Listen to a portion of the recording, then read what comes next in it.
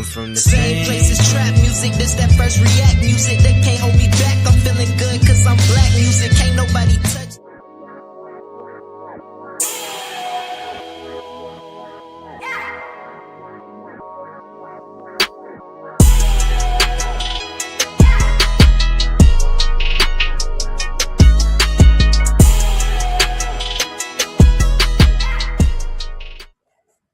Good evening and welcome back to another awesome episode of Cigar Sundays Live, where we define, examine, and analyze words, sayings, and phrases used in American culture. And tonight, we will be smoking on code switching. So grab your thinking caps and get ready to smoke on words with two big nerds, myself, Chef Errol Pearl, and the god, Ali Daoud El at BK Soul Farm. And we are the Cigarden Panel. How are you, guy? Hi, guys. Peace. Pleasant. I'm pleased to see you today, my man. Oh, it's wonderful as always to be back again with you. You know, how have you been? How's your week been? It's been plentiful, bountiful, without end. More words and words and words. And yours. Mine has been absolutely awesome. Thank you for asking. Peace, God. Peace, God. Peace, God. Shout out to Grandma Mary. Hey, Rest in power. You know, we back, y'all. And that was funny. yeah, you know, tonight, y'all, we talking about code switching. So, you know, it seems that that's one of the things that I don't know, either benefits our community or plagues it. Or, you know, there's some negative connotations. There are some positive mindsets about it. But you know, we gonna figure it out tonight. But before we do, y'all, make sure to head on over to www.bksoulfarm.com and pick up your copy of 1016 160 Self-Sustainability by the god Ali Daoud El. Right there. Once again, that's www.bksoulfarm.com. Link is in the description. And also, don't forget, y'all, we got 9 days left. 9 days left. Post your DBCHEFTV merch to win $1,000 cash. Okay. Links in the description. Good luck to everybody. Contest ends March 10, 2026 at midnight. And that's Pacific time. So it could still be midnight on the East Coast. But you got a few more hours to get yours in and win. All right. And like we always say, if money's tight, it's all right. Just smash the like. And we're gonna love y'all for that too. From right here. Every time. So let's get into tonight's questions for code switching. So our first question of the evening is, what do you think of when you hear the saying code switching? 2, have you ever experienced code switching and what was the outcome? 3, does code switching only apply to Black Americans? If so, why?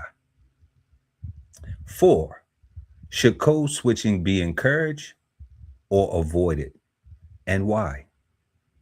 And then last but never least, our fifth and final question, is the saying code switching bad, good, or misunderstood?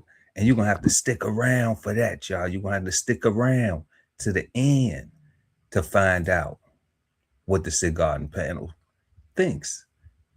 Is it bad, good, or misunderstood? So let's go ahead and get into our first question. What do you think of when you hear the saying code switching? Let us know in the live chat or the comment section below, depending on when you're watching this. The god Ali Daoud El at BK Soul Farm. Peace, God. Peace, God. Um, for me, when I think of code switching off top, I think of firstly I think about survival mode, right? I think about stories that my grandmother used to tell me about her mother and her grandmother being back in time and how they had to interact around Caucasians, let's just say, Okay. right? And how in their presence when they came to interrupt or interfere in their bonding time with their family, how they had to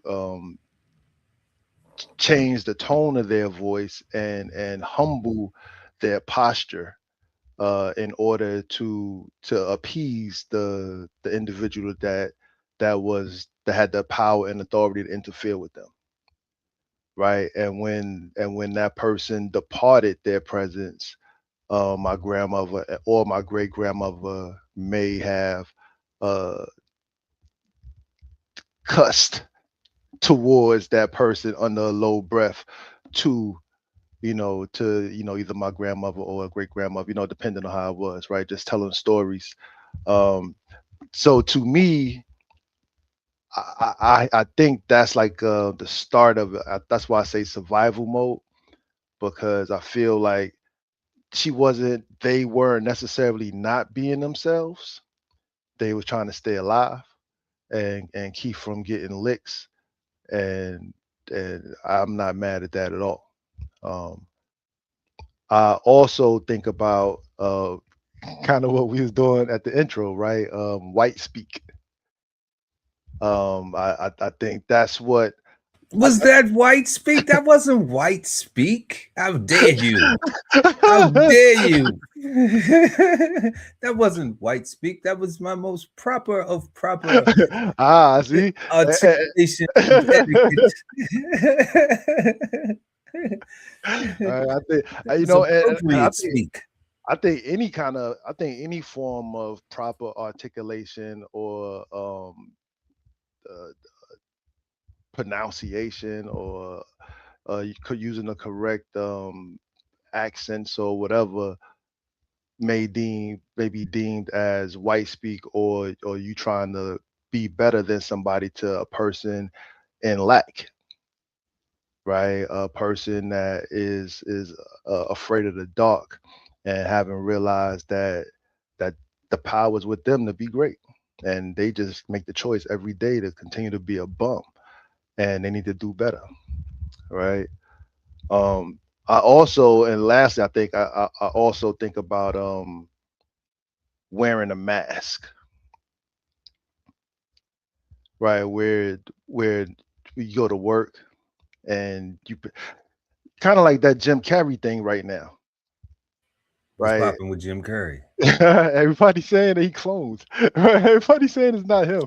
They say G Man was clone. Who else? Kanye Nah, was clone. oh, yeah. They say Jamie everybody's Foxx was clone. clone. but but but but if with AI now, I don't know what's real and what's not real um in real life.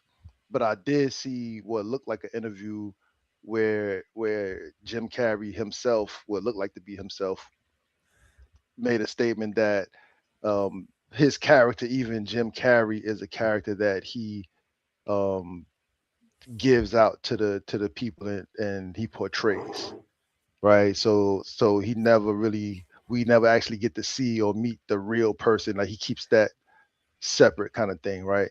So And his real name is not even Jim Carrey. That's the thing. I don't know.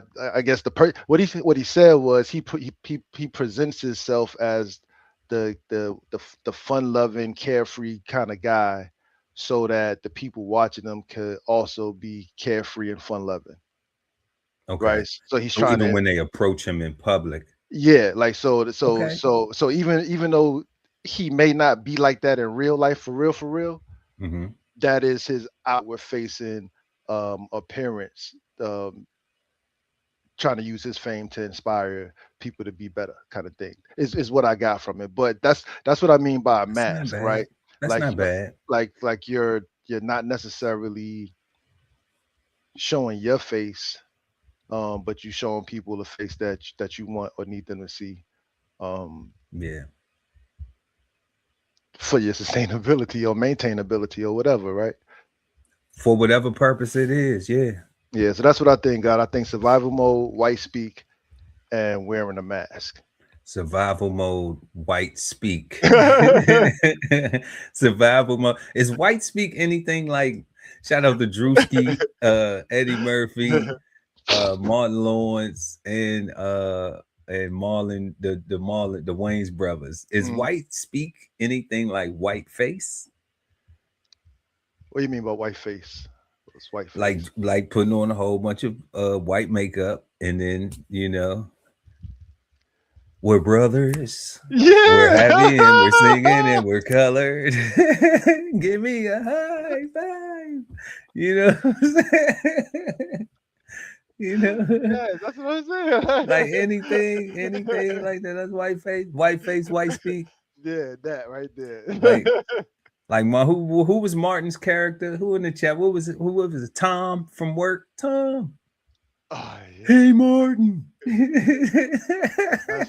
That's what I mean. That's what I mean.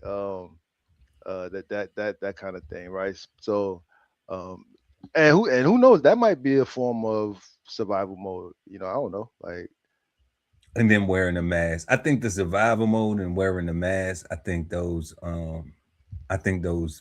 kind of thread the same needle. yeah. White speak though. I think that's the name that people put on it, right? Like, I think I like it though. I like the it most common though. thing that I've heard. Like, yeah, you sound like you white. You trying to talk white. You trying to talk white. You think you white? Like last time I looked in the mirror, no. No. You graduated high school with honors and you actually understand grammar and apply it correctly, and you're trying to be white. That's it. We're going to get to that though. We're going to get to that because shout out to all of the intelligent, articulate, melanated Black folks, African Americans, whatever you want to call yourself, that don't speak ninja gibberish. They pride themselves in not indulging in ninja gibberish. So what do I think of when I hear the saying code switching?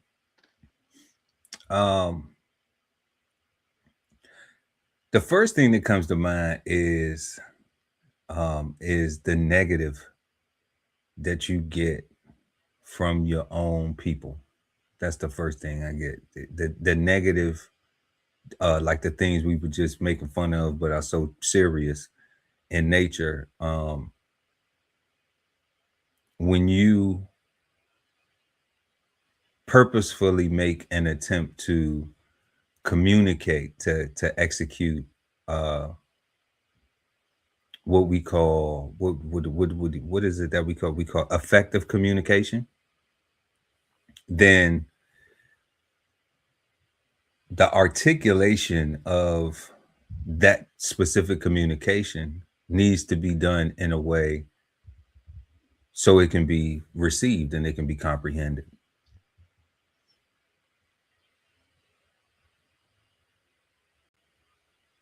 In certain situations, people do agree to have ignorant ass conversations, what I would deem ignorant conversations.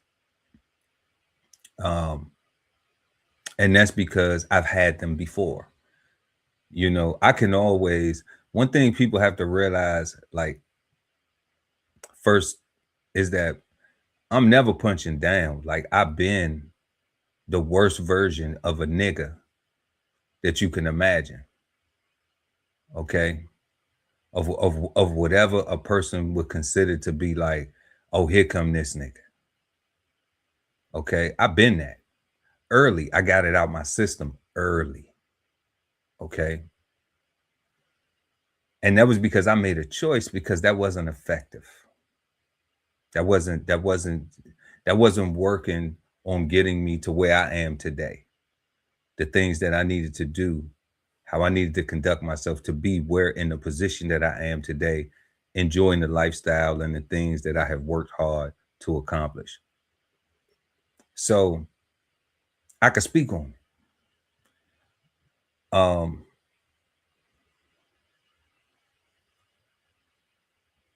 And when it comes to code switching, that thought is the negative that we get from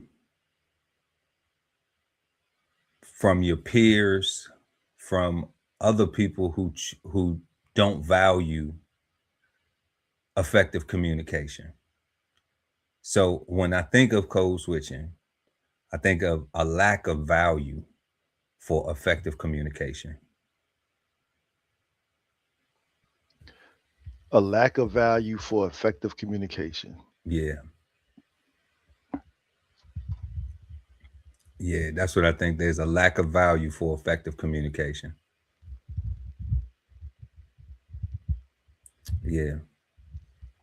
And I say that because, you know, people will, you can have, like, I always go, you know, like,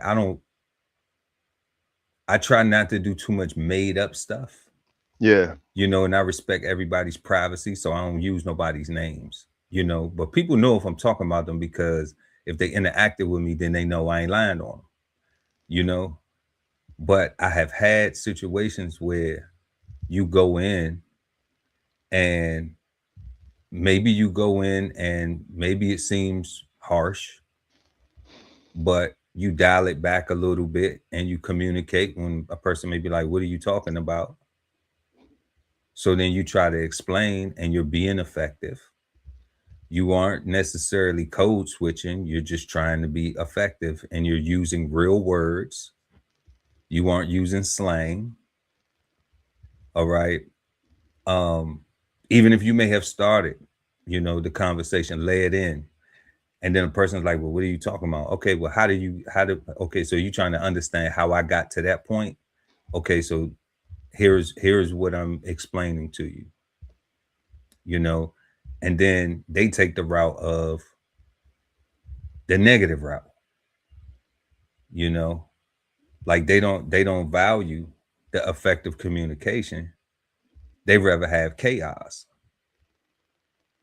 you know. So in that, real quick, guys. So in that scenario,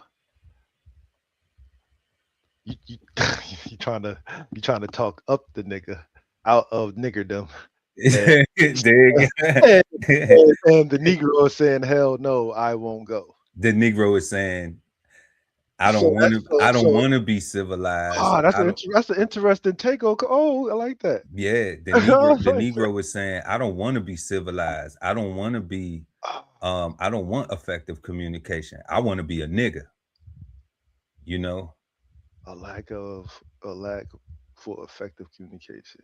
The Negro is fighting against It's civilization. fighting against the civilized communication. Yeah, I'm with that. You know. That's interesting. So I mean, I've experienced that, and I'm just like, damn. You know. I'm like, so when you talking to somebody respectful, you know, and then you in return say, you know, like, I'm not gonna play with you. You know what I'm saying? Like, you're not gonna waste my time because you got free time to, you know, whatever. You know what I'm saying? Like, You ain't got what, my time though. yeah, but you ain't got my time though. You know what I'm saying? Like I've been living way longer. I got less years in front of me than I do behind me to be bullshitting with your dumb ass. You know what I'm saying? Like, for real. Like, yeah, because the years, behind you is guaranteed. The ones in front of you, not so much. not so much. So we already made a whole bunch of mistakes, you know. We already had a lot of learning lessons. Yeah. You know. Yeah. It haven't been perfect to this point. You might see me in a place and you think it's perfect, but you don't know the road traveled to get here. You don't know how much I almost fucked it up for myself. You know, from my own choices, being accountable, my own decisions, not blaming it on nobody else. Not saying, well, if you wouldn't have did, I wouldn't have did. Nah. Nah. I You almost did myself something, out. they did something, and I still did something, and I still got to be accountable for what I did. Yep. And that's part of being an adult. That's part of being mature. You know what I'm saying? So I look at when I think of code switching, that's what I think. I think of code switching is, is not valuing effective means of communication. I, I, I can rock with that. Yeah, the way you broke that down was cool. Let's see who we got in the chat right here. Shout out to Bubbling Brown pulling up. Let's see. Peace. Bubbling Brown. Bubbling Brown says, example, you might speak casually slang with friends, but use more formal language in a job interview. No doubt. So is that code switching because you use formal language in a job interview? Like you don't know these people. Like to be informal with people there's somebody that's interviewing with you, that's interviewing you, sounds crazy to me. Well, you know what I think about that guy is that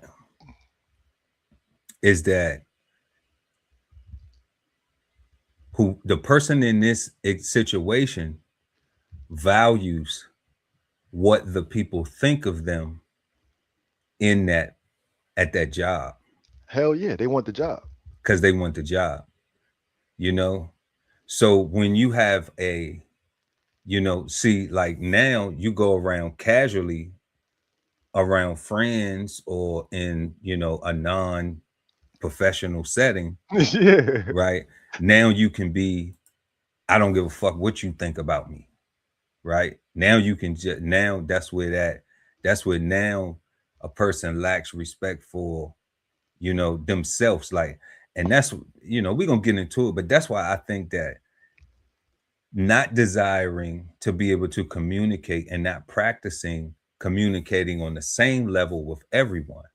Correct. Okay. Correct. You gotta be able to be understood. Right. And that's where there's a problem. Because just because it's the job interview and quote unquote, it could be some white people, could whoever the employer is. Yeah. All right. Because it could be a black employer. All right.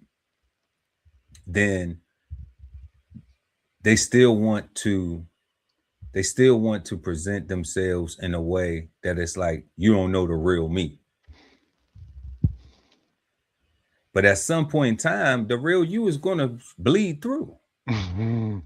Because people go to jobs and they get comfortable with certain people. Like, it's rare that people don't take somebody home from work, like at least one person, at least once, right? So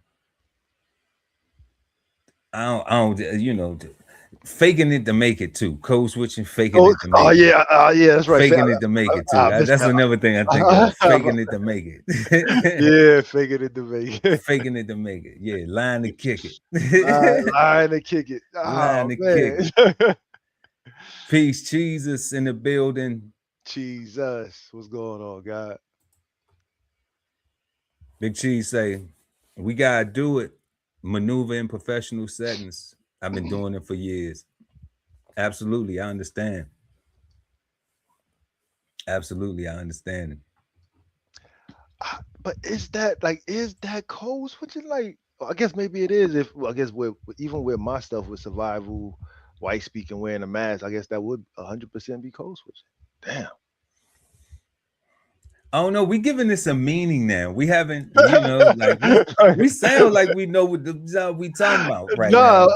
No, just based off what I said and what you said so far, like we just put the conversation together, and I'm like, based on our personal experiences, based on the chat, what the chat is saying, how they viewing it, it seems like there is some type of, cultural mindset that's applied to this, because we had the one comment from Bubbling Brown saying, in a job interview, all right, but it's okay to be, I guess your normal self around your friends, right? Yeah. Okay. And then Cheese say, we got to do it to maneuver in professional settings. Okay. But I also now this is something I got for y'all too in the chat real quick on those two comments right there. What about when you're at a work function that's not at work?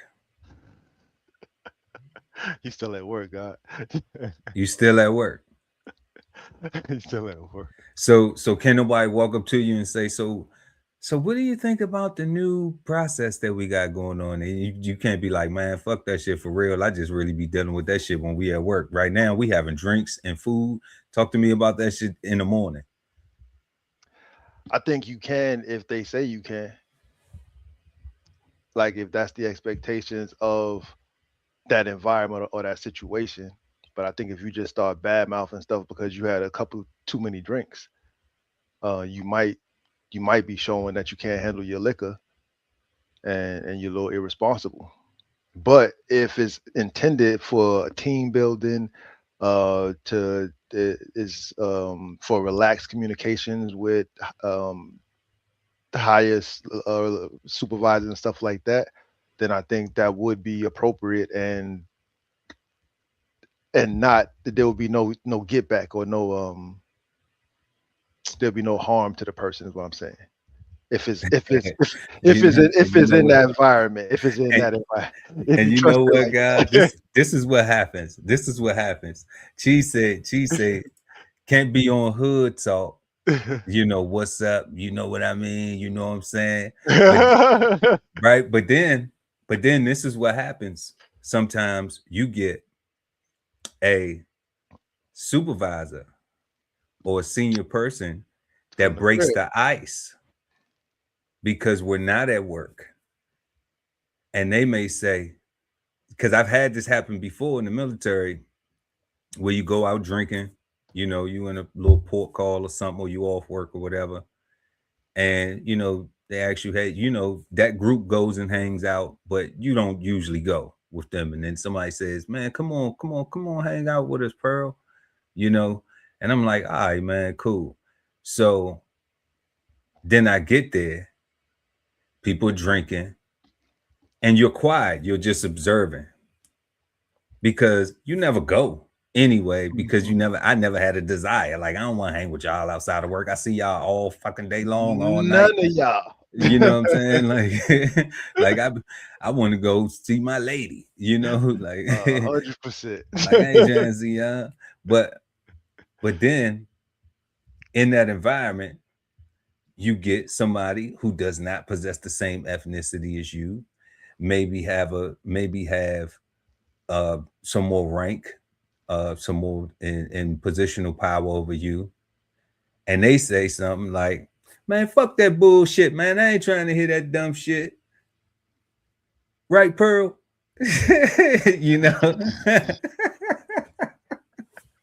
That's right. And you like, you know what I'm saying? I mean, word God.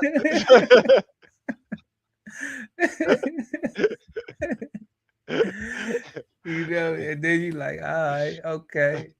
I see what you're doing. You trying to make it comfortable for me. That's what I'm saying, right? You like know? if it's that kind of situation, but I don't trust it personally though. Like I think all work situations is all work,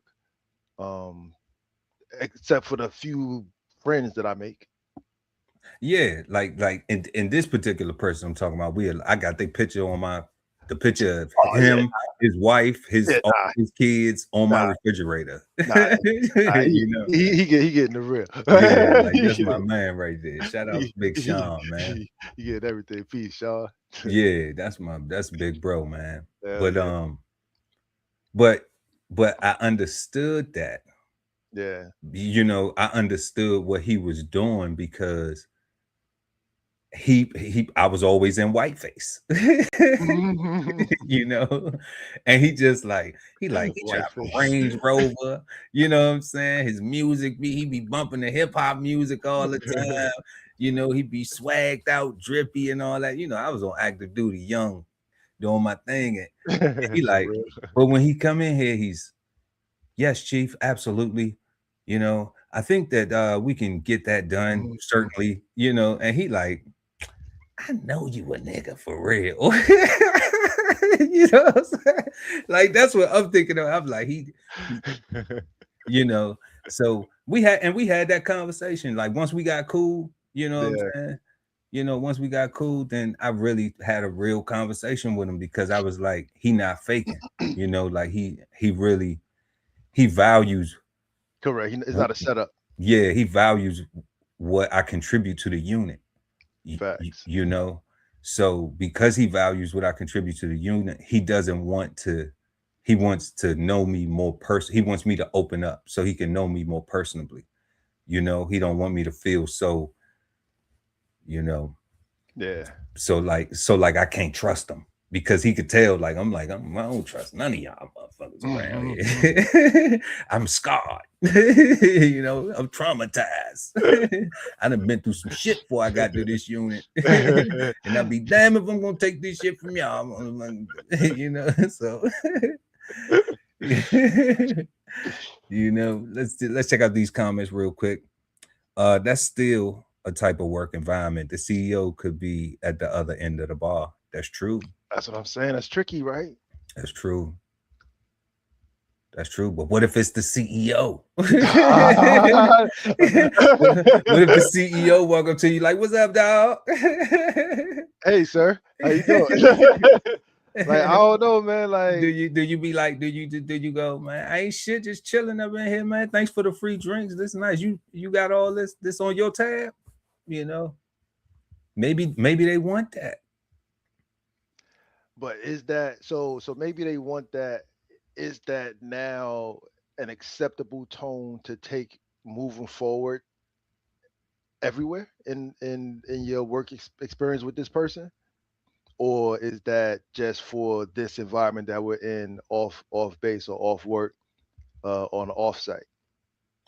Well, you have to ask the person because once I get cool with you, you know what I'm saying? Then in front of you, where we needed to be, where we needed to practice customs and courtesies, I did, you know, because you have other commands and things like that around. So so you follow the rules of the road. Yeah. You know, but if it was just like we could be at work and it's just a regular work day, I'm like, what's up, player?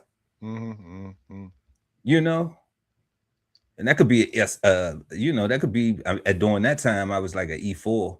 So, and that relationship I developed was with an E6. So like, yeah, even if when I made 5 and he made 7 or 8 or whatever, you know what I'm saying? Or he made warrant office, it didn't matter. I was still like, what's up, player? I go to his office if I went to a unit and and even with Sean, like he became the CEO of a station, right? And then I got a boat that was at the same pier, at the pier where his station was. So like when I went over there, I just walked through the building. Not like I owned the place, but I just walked through the building and and then when I went up in there, this is a real good story too about code switching. When I walked through there, it was only one brother at that unit. And when I walked through there and he saw the way me and Sean received each other, it changed his mind. He even pulled me to the side when I left and he was like, he that cool? I was like, man, I said, stick with him, man. Stick with him, man. He gonna show you everything you need to know. Because he was a younger guy. He had just got there. And I've been the only brother at a unit before, like the Coast Guard is like that. I don't know what it is now, but all through the 2000s, in the late 90s, it's easy for you to show up and be the only suntan in the building, So Navy wasn't much better. So I understood that, like, I knew that. I knew when he pulled me he was like, hey, bro, come here for a minute, and he was just like, and he was shocked, because it was just like, what's up, dog? stuff, you know what I'm saying? And I was lower ranking than him too, you know. Yeah. So and that's where I'm like, that's the difference. Like with me, like once we become friends, like if I got your family, if you can call me, you know, like, hey Pearl, I need you, you know, or if you can call me and I got your family on, I got you on speed dial, or you know, we happy holidays, I love you, bro, Texas, how you doing, catching it, like we But that's friends. that stopped being work at that point, and now you guys both are just happen to be at work versus Yeah. you know what I'm saying, like, But we met we met in that professional setting where he was and my subordinate, my superior, and I correct. was his subordinate. But he was, and but because he was desirous of more, it allowed for you to develop more of a friendship with him, and for y'all Yeah. to actually find each other. Because just like your man's, like that was like that pulled you to the side. Like he was there and he saw old boy as well, and he never once thought to dap him up and like, hey yo. Yeah, he never he he never he thought never short. not once Yeah. thought that he could talk about the game or about any block stuff at all, or be comfortable with him until he saw you and him do that, right? Right. What Sean was reaching, but he wasn't being receptive. He thought he was faking Thought because it was a setup. yeah, he thought he was faking because he was the only brother there. So he trying to cater to me and trying to make me he Yeah, trying to play cool with yeah, me, you know, trying to speak my language. He trying to, hey, bro, hey, yeah, this. And I'm like, nah, that's how he yeah. really is. He just not gonna, and I told him, I said, he really like that. He just not gonna be that way with the white boys because the other white boys don't talk like that. Yo, God, on that note, that's why I say, right, like one of the number one things that we as black people in America, African Americans, whatever the term for us is, right? The one of the number one things that we got to practice besides consideration and just agreeing on one thing, um, like we need. Damn, I just lost my train of fucking thought. God, let's see, I'll come back to me, God. It'll come back. It's all good. Go back to me. Don't worry, I got the same thing. I got the same thing. I got the same thing. You're a veteran. I know what that's all about. Oh, that shit was powerful too. It's all right. It'll come back though. It'll come back though. Word up, But word up. but Sean was code switching, Yeah. you know. Like, and he's a one of my light skinned brothers. You know, that's what I call him. Old boy was code switching too by not interacting with him because he was, you know what I'm saying? Yeah, he was making sure that he stayed on his, you know, on his Yeah, A game, you yeah, know, yeah. and not, you know, not show any signs of blackness. Right? You know, yeah. Goes down to make you feel like that though, for real though. Everybody was code switching in that situation. For real, it'll make you feel like that. Like, you know, Yeah. maybe not so much back in now. I don't know, but like back in the day, though, it was really like an assimilation process. Like because even if you play sports and you know you had people from different ethnicities on your basketball teams and stuff like that, which I did playing sports and stuff. It was never. Yeah, I went to a high school that was like a 4A high school at one point in time because I went to like 3-4 different high schools, but we had it was integrated, but it was segregated, you know. So like all the white kids had one section, all of the Asian kids had one section, all the black kids had one section, all the Latino kids had one section, you know, but we interacted in classes and sports and those things. But when we socialized, we didn't really socialize with each other unless it was part of a school structured thing, you Damn. know. So the difference was like, okay, yeah, because you know, I was a little, you know, knucklehead in school. So I sold bud to everybody. I had the Latino friends, the Hispanics, the whites, the black, everybody. That worked out. All right. So Earl was cool with everybody, right? I got the pack. But when it came to going into the Coast Guard, I had never been in an environment where I was the only black person, you know? The only black person. And you talking about from command structure and you down there at the bottom. Yeah. you know, and you don't see none of your peer base, you know, none of the senior enlisted, none of the command structure, nothing, you know. So I understood where he was at, you know, why he felt like that. But I'm like, nah, bro. I'm like, you stick with him, man. Trust me. And he stuck with him, and he's straight. I maybe got to ask Sean when I talk to him about that young brother, man. See if he's still in doing this thizzle. What's this? Cheese said, can't street talk at work ever. My coworker think I'm a square. They be like, you not from Brooklyn. Yo, you know what's funny about that statement right there? I was just telling my dad that that like when you from the city, like everybody is tough, whether you up from the whether you are a street person or not, like just the environment itself makes everybody the same thing, right? So you don't really be thinking about it for real. And I told him that when I joined the Navy, I found that more people was trying to put Brooklyn on me when I was actually just trying to be a good sailor. Right, like Mhm. they putting a bad attitude on me. Oh, you got that attitude because you from Brooklyn. You think you tough, There you you know. go. Like they scared they scary asses, right? So that's It's so that funny, it's that box though. right? Just like she said, like because they think you a square, they say he can't be from Brooklyn. Or you He can't or be. look, God. Or oh, that Coast Guard dude. That Coast Guard dude. Like Yeah, super. you know, so Yeah, he's so nice. yeah, so I understand it. I understand it. You can't be tough. You can't like I'm not. You know what I'm saying? I'm not. I'm not tough at all.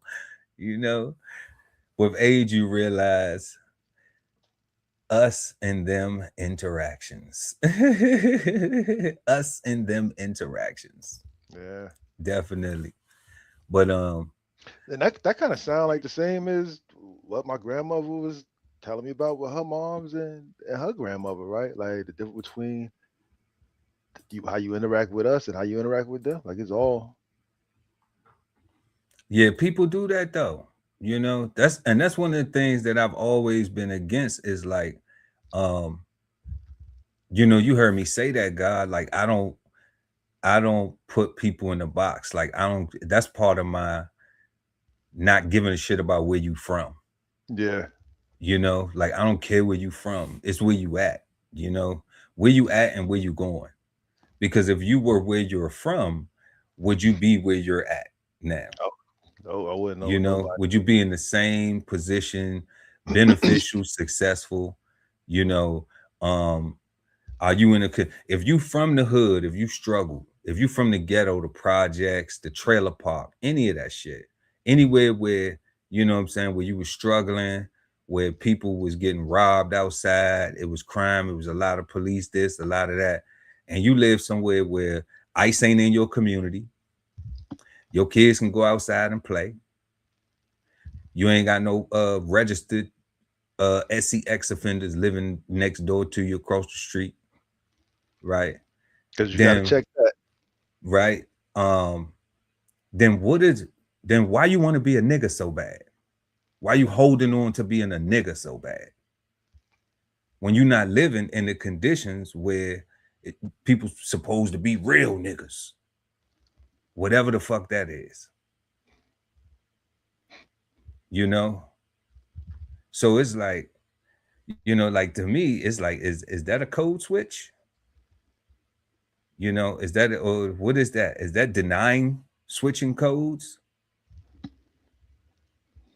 Because I gotta hold on to something authentically ignorant versus trying to become a better version of myself. Because if I change into something, who's not gonna like it? You not gonna like it?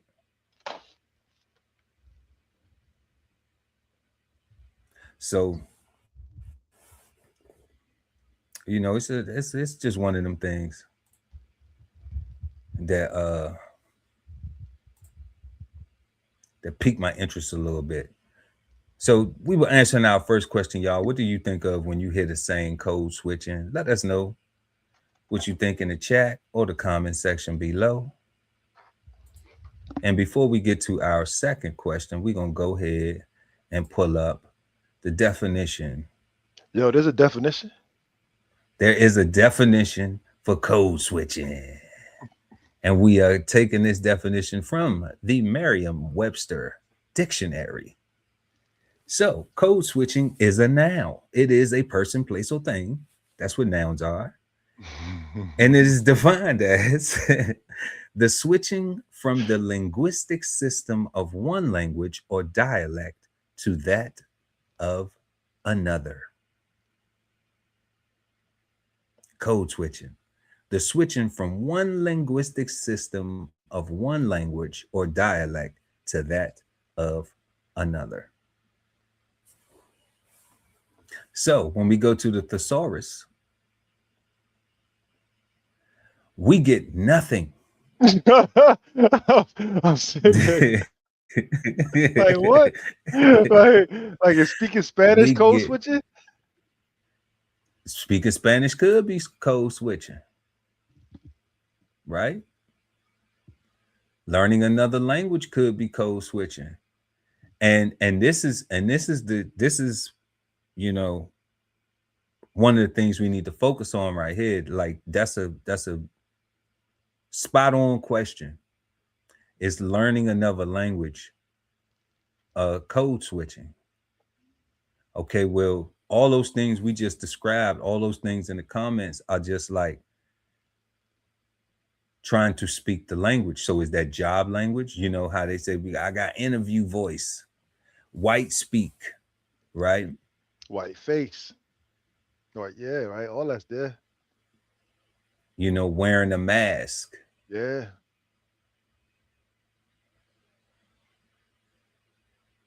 Is that, you know, but learning it, but and all of these things help, right?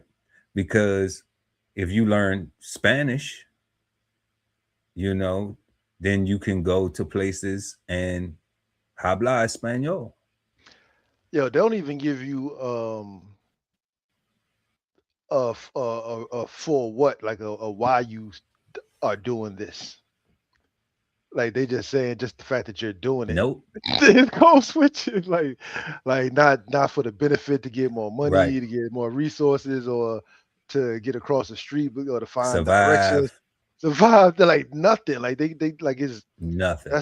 That's nothing. That's such a strange. Wow. Okay. Like it should almost not even be in a dictionary with that definition. Then, but I'm glad it is, because if it wasn't, then it would just be another meaning thing that everybody puts to something that can't be properly applied. It would just be a meaning thing. That's true too. And we already have this. We already have this confusion in communication because everybody has these different meanings. Well, that's not what it means to me. What it means to me is blah, blah, blah, blah, blah. Well, okay, well, all right, let's take away your meaning of it and let's take away my meaning of it. And let's go and define it. And then we go define it. Let's agree to meet here at the definition so that way we can both be on an equal playing field.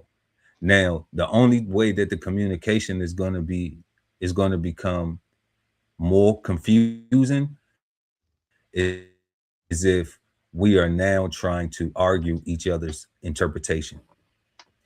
Then we never going to solve the problem at all. We never going to get to a solution. Facts. It's just going to be talking in circles, right? And people do this. Well, you said so and so and so and so. Well, you said so and so and so and so. Well, you said so and so and so and so. Well, you said so and so and so. Well, you said this. Well, you said that. Well, you said this. Well, you said that. Okay, so if we both can agree that we both said something, right? If we can both agree that we both didn't appreciate, value which each other said, then now we have a roadmap. If we need to determine understanding of it. Well, if you don't understand what was communicated, then now ask for understanding. Well, what did you mean by that? Because I'm interpreting it like this. Okay, ask for clarification. Okay, well, now that gives the other party an attempt to be able to be more articulate, choose their words carefully, put a little bit more thought into their communication. So that way the other party on the other end can receive it because they asked for understanding. They asked for clarification. But that's two people trying to get to a solution. Correct. Yo, God, I went to learning another language like speaking Spanish or Creole, but I'm looking at this and when I think about dialect, I think about all of the summers and time I spent down south, right? And how Brooklyn was super heavy and thick in my tone uh on the bus down there, but on the bus back, I was sounding real southern. Okay. Yeah. You know what I'm saying? Like Yeah. it's um and not even necessarily trying to sound like them, but just being around and becoming friends and becoming part of the environment, those those words and those that etiquette becomes part of me The or becomes dialect. the dialect becomes part of you, right? Right. Even if it's just for a time, like you've earned that dialect if you've been around or what a little bit, right? Like Hell you yeah. But it's right. about surviving too, though, right? Remember that survival. Exactly, it's all about Okay. because you don't want to be the standout.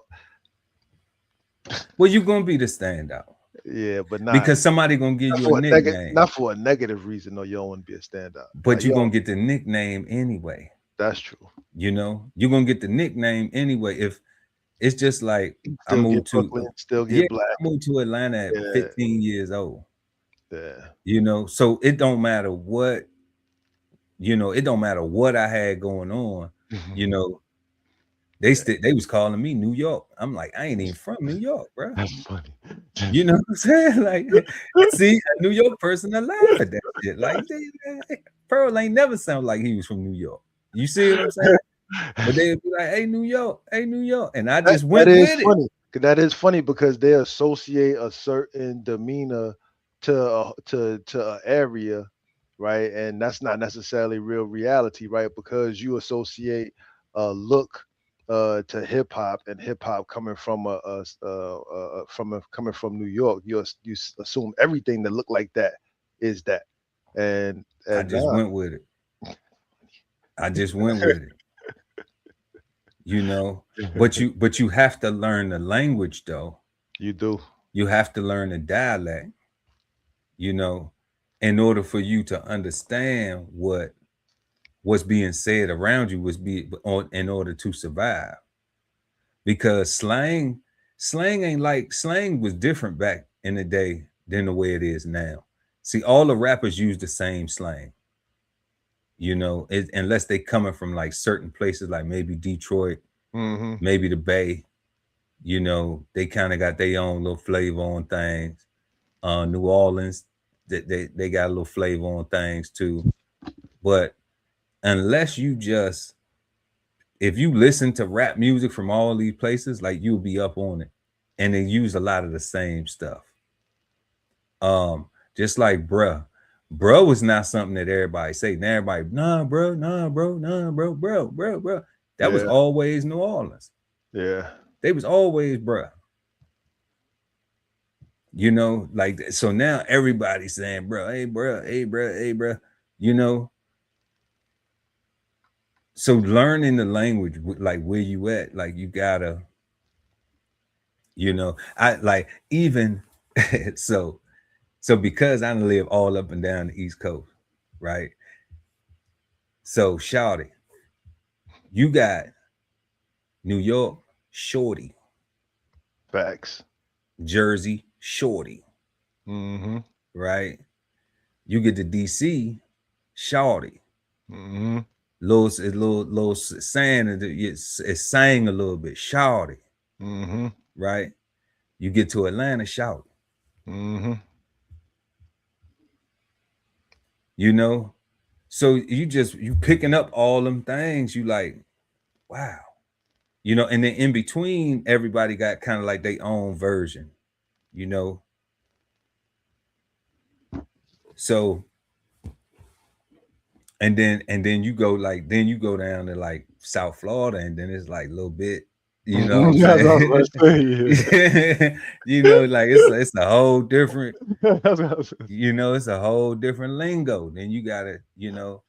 So that's why I always have embraced our cultures, because I know that it changes from state to state, you know. And then there's some people who just got a mix because it's a melting pot. They getting it all Yeah. from the north, all from the south, all Yeah. from maybe the Midwest too, you know. It's so they're gonna have a mix of it, you know. But no matter what, when everybody go to that job, they got to go in there and pronounce their name correctly. They got to go in there and act like, you know, that they paid attention in English class.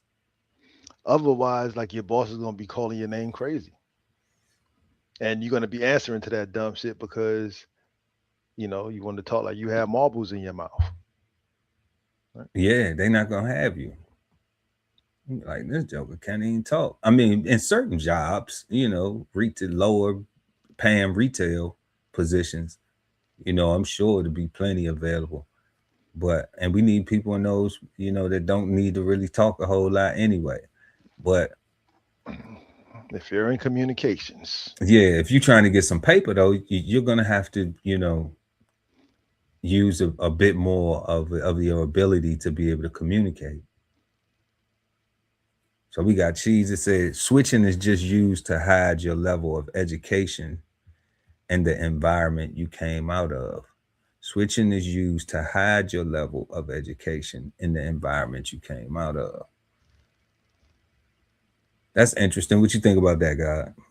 that's that survival. So the second part is definitely the survival mode section, like the hide the environment you came out of, right? Because if you came out of poverty and came out of the projects, and you go someplace completely different to actually do something completely different, to be something completely different, you kind of want to leave that there, right? You don't want to necessarily go look for the projects in your new area, right? You don't want to be steered in that direction. So you might want to,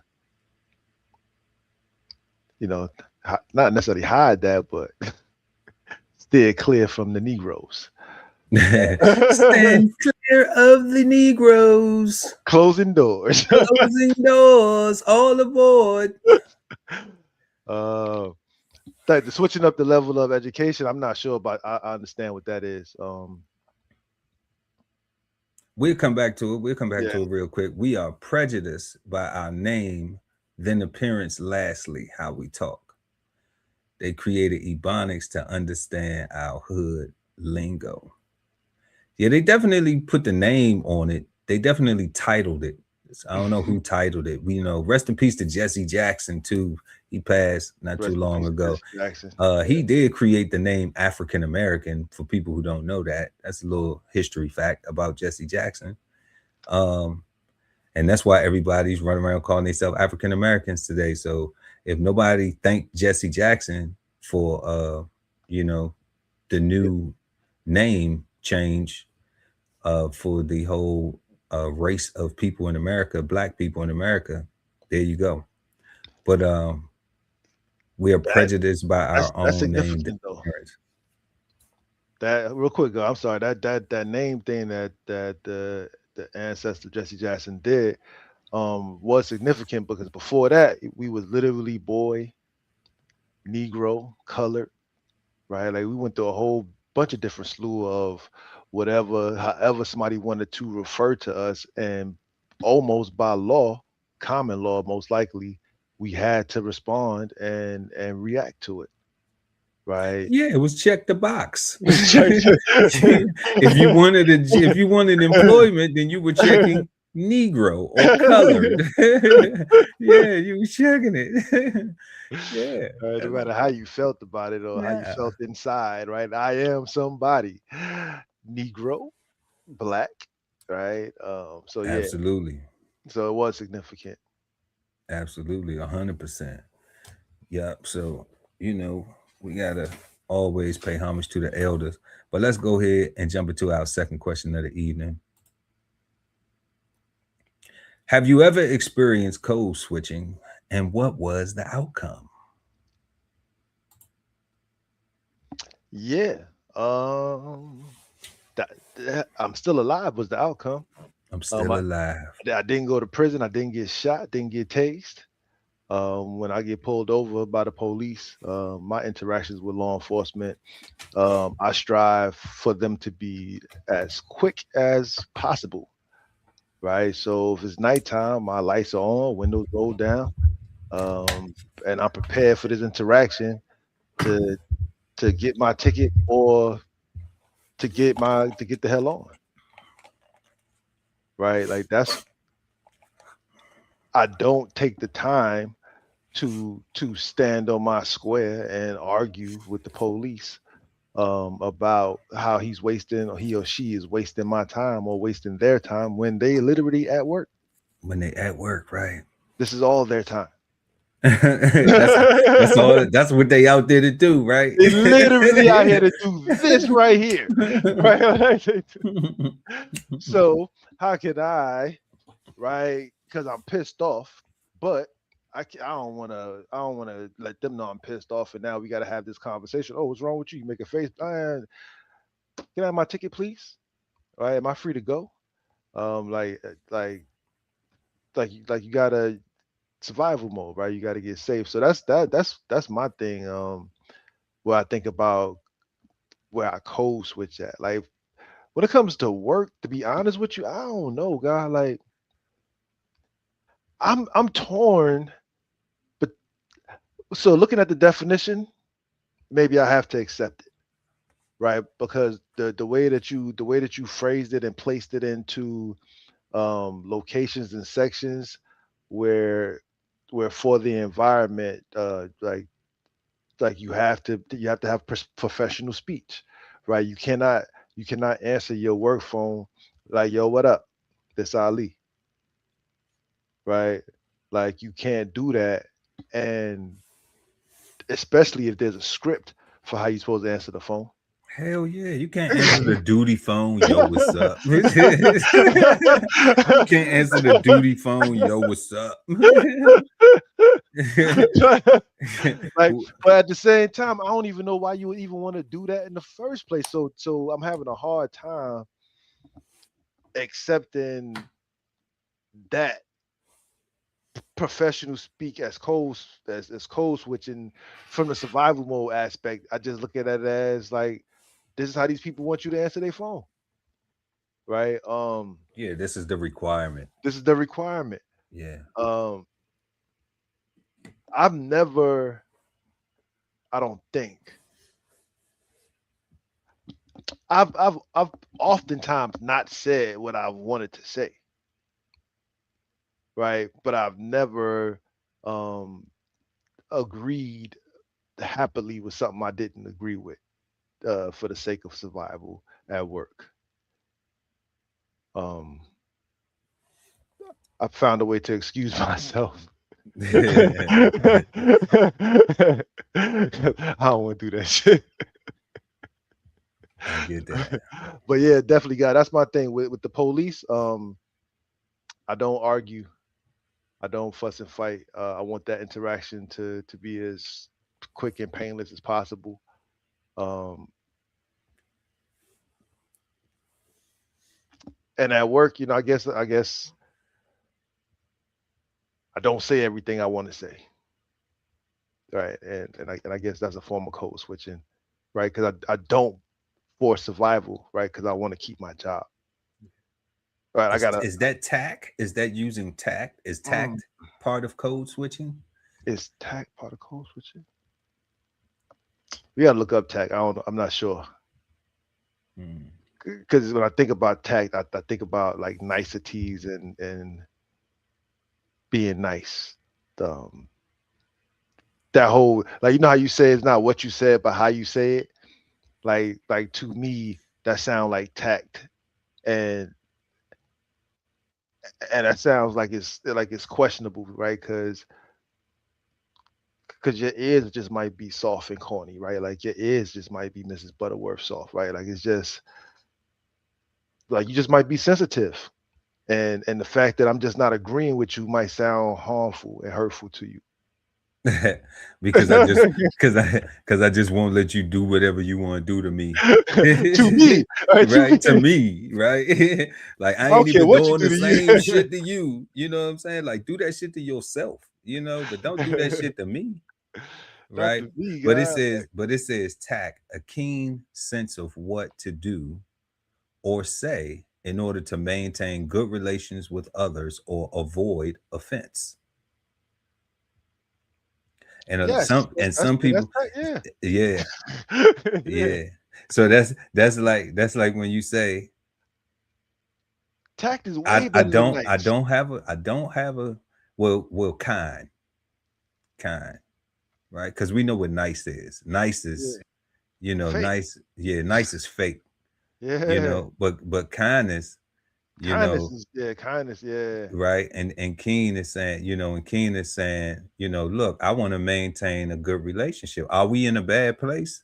And if so, how did we get there? And that's what you're doing. You're being tactful to Tactful. avoid offense. But then if the other person say, fuck you, blah, blah, blah, you this, you Ooh. that, and all that, then it's just like, oh, you want smoke. Why the fuck do you want smoke? Because I'm not about to keep hugging you while you punching me in my face. Because I'm not about to keep hugging you while you punching me in my face. You know what I'm saying? I'm not about to hug you while you in fighting stance. I'm not, you know what I'm saying? Like, I'm not about to fuck with you no more in life, period, because you Fuck don't, yeah. you know what I'm saying? Because It's super quick, bro. yeah, like, because I done already did that shit too much in my life. You know what I'm Way saying? too much, Like, I guys. done already did it too much in my life already. Like, I'm twice your age, and somebody don't have you respecting your elders. You know, somebody telling you fuck your elders, fuck people saying Oh, man. that's trying to give you, that's trying to maintain a good relationship and avoid offense. You know, because you prefer fucking and fighting, fighting and fucking. You know what I'm saying? Like, nah, we don't do all that, man. We don't do all that. So,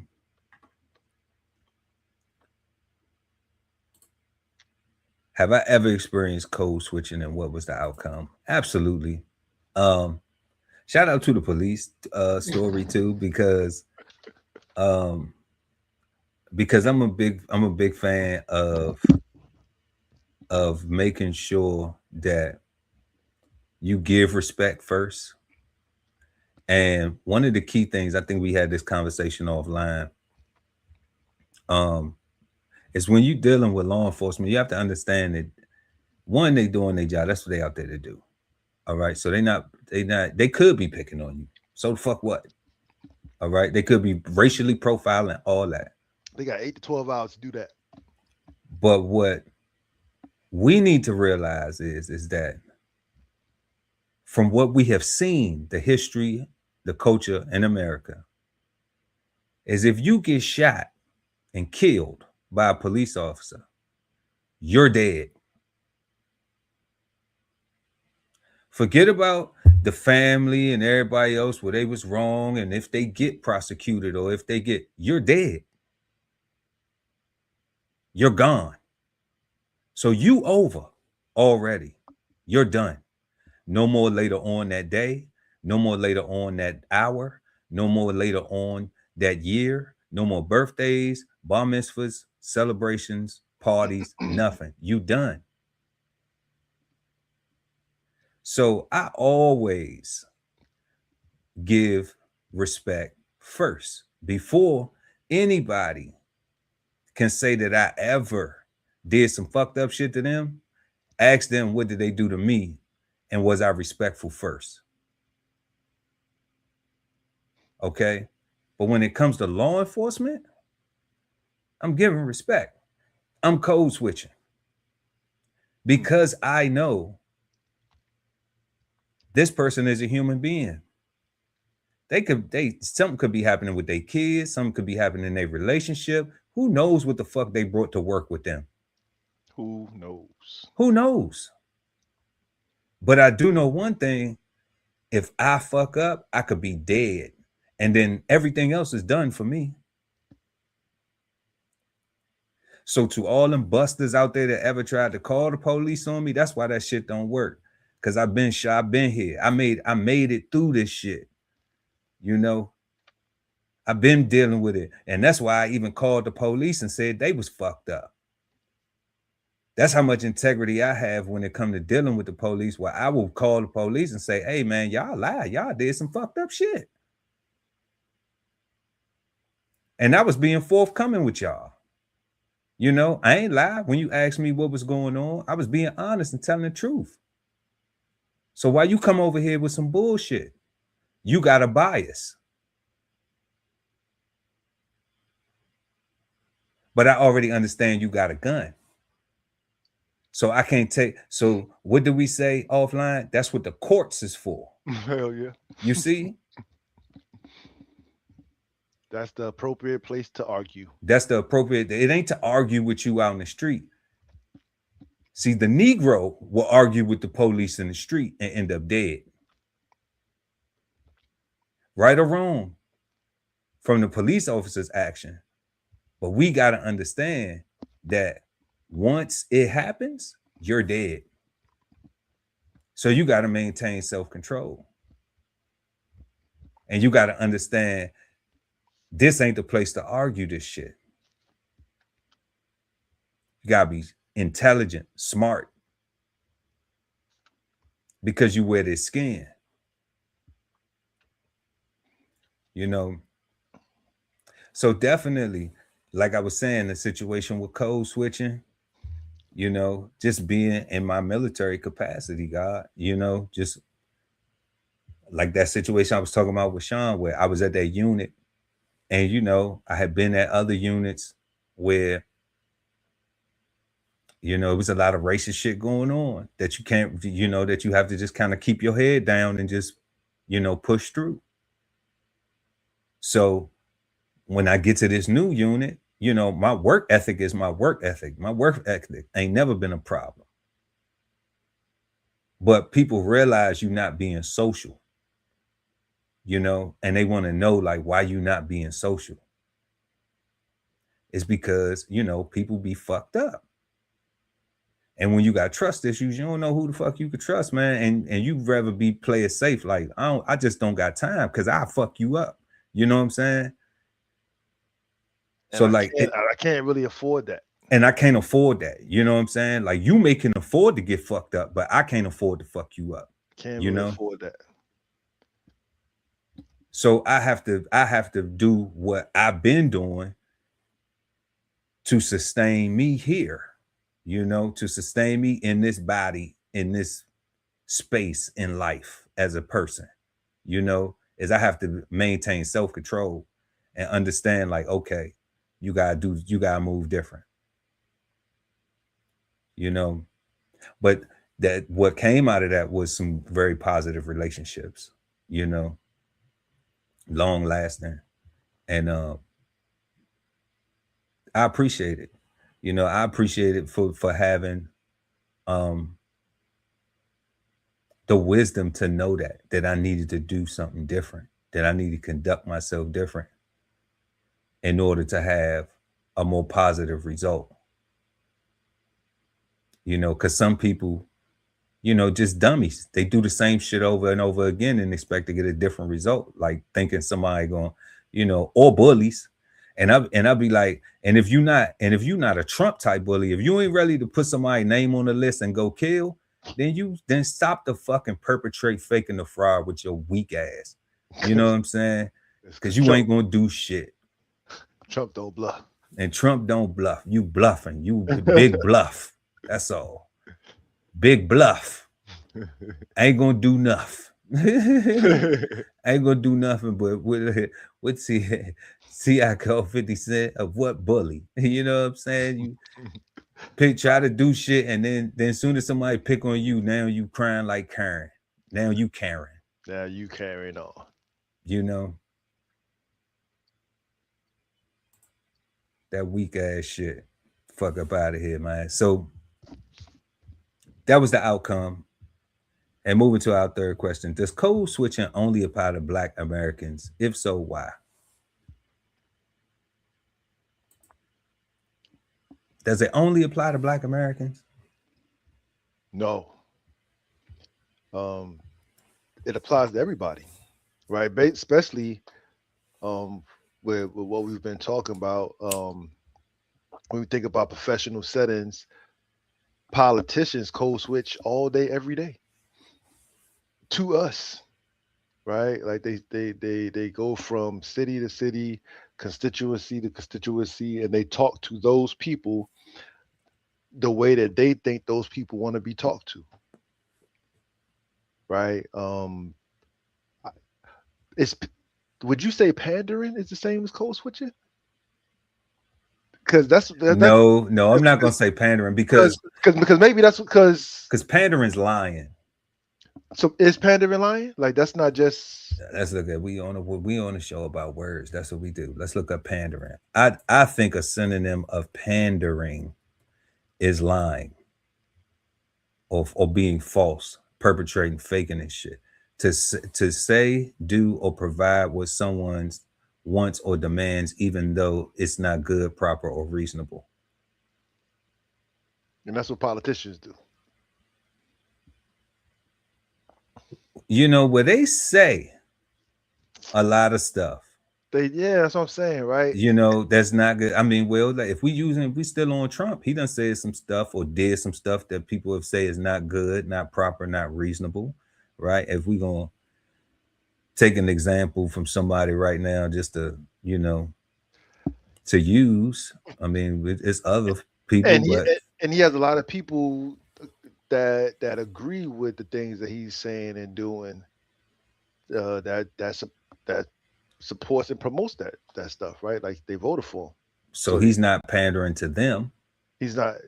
Is he? Isn't he though? Well, no, he wouldn't be pandering to them if he's already like that. I think. Well, not good, proper, or reasonable, and then they have etc. So, you know, see, what's not good is left up to the person, because just like we saying, we're not putting a negative or anything on code switching, right? But what you have is like, that's what we was talking about like before, and now we can go into that.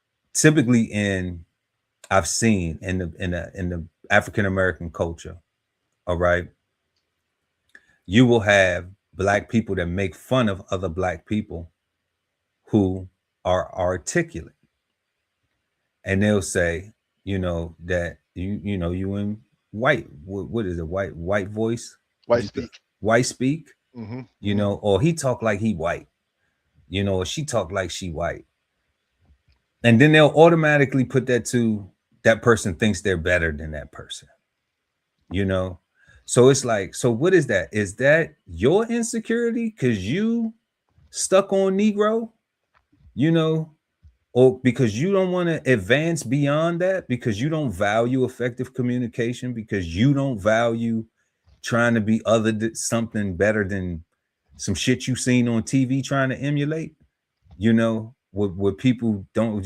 because you don't want to be better than, and I hate to punch down on this shit, but it's raggedy though, like love and hip hop, some of the rap music, with the chicks who got no class at all, you know what I'm saying? But they think because they got money, they got class. Nah, but they just look like some real, made up hood boogers, Yeah. and some really dressed well hood boogers, and some of that shit ain't even dressed well. It's just and some slapped on some designers, and even some of the fellas too. So they'll now demonize the black person who is, clean cut, well spoken, takes pride in speaking articulately all the time. It won't be, oh, that's our little cousin right there who sound white. She thinks she white. But What about the white friend or the white coworker or even if the hip hop, right? Like the people that come to the barbecue in real life, or the people who go to the who come from a country western background but prefers the hip hop community and prefers to interact with, like, those. That's why I say, like, I don't think it's limited to just black people, because I would imagine, like, unless everybody else is allowed to adjust and we're not. okay, well, this is my own experience, right? In the military, I've had groups where it's just all brothers, all the brothers, Hmm. Hmm. right? And then we got one white guy. Hmm. Okay, shout out to Richie in Hmm. LA, in California. That was shout out to Travis in Miami. You know what I'm Hmm. saying? Hmm. Like, because I always have a diverse crowd, especially in the military. I was never one of them people where it's like, if you because of your complexion or where you from, okay, if you cool with Pearl, then we rocking, you know. And like I've been on that. If you a good human, if I deem you to be a good human, Yeah. you know, then we can rock. I don't care. I don't care if you gay. I don't care. Like I said, I don't never care who nobody's screwing. They ain't none of my business. Unless it's a child, You know. or Yeah, by force. yeah. Yeah. If you want some p file shit, like, yeah, I might catch a case. Facts. You know what I'm saying? So I always looked at it like them guys never used the N word. All right, them guys never, but because they listen to hip hop, because they listen to rap music, their language was still. But the thing about it was, like, when we got to work, we were still talking the same. So I couldn't say, like, oh, now we at work, you talking white to a white boy, you know? Like, I couldn't say that because I'm having, even if we're standing there having a conversation and it's work related, we're engaging in the same type of dialogue. We're using the same nomenclatures, we're using the same, you know, everything, because it's required for us to have effective communication, you know, when we there. If we out and we on Libo and we chilling, and he like, hey dog, pass me the whoop whoop. I know what the fuck the whoop whoop is to pass him, you know? Would Okay, I understand Travis at work and outside of work, but would Travis or Ryan, I think that was the guy name. I apologize if it wasn't. Would they say pass me the whoop whoop, Richie. Yeah. Richie, to their moms or to their little brother, or would they, or I never.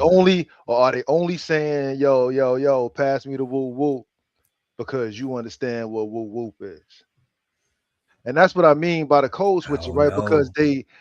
because they come from a specific, a particular cultural experience. However, they prefer to interact and be around a different or another cultural experience, and when they get around for their safety, right, they speak the way that the locals speak, so that they don't look strange and somebody do something, like, it's like, that's what I mean. Like, so at work, I understand Richie and you guys at work. I understand Richie and you guys at the club. Right, But right. what about Richie with grandma now? I don't know. And Richie wife was black, and Travis' wife is a Latina. So I don't know. But I would say this.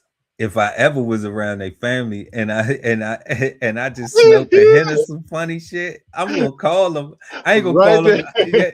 not on the spot. I ain't gonna do it to them in front of their family.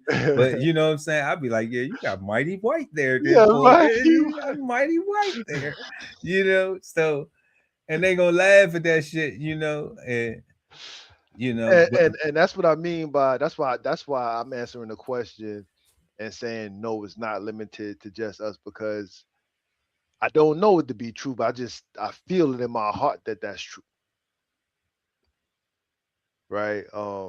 Even though they got black wives and Latino wives, right? Like, how often does the family interact with those wives, and are they happy to do it? yeah, that's too much for me to be, Nah, I'm just no, I'm yeah. just saying, right? Like that to me, that's like is That that would be the things to throw into the pot to try to get the analysis. yeah, Yeah, that yeah. would we would have to measure those things And to that's a be lot. able to be accurate That's a lot to in measure. their case, Yeah, that's, you yeah, know.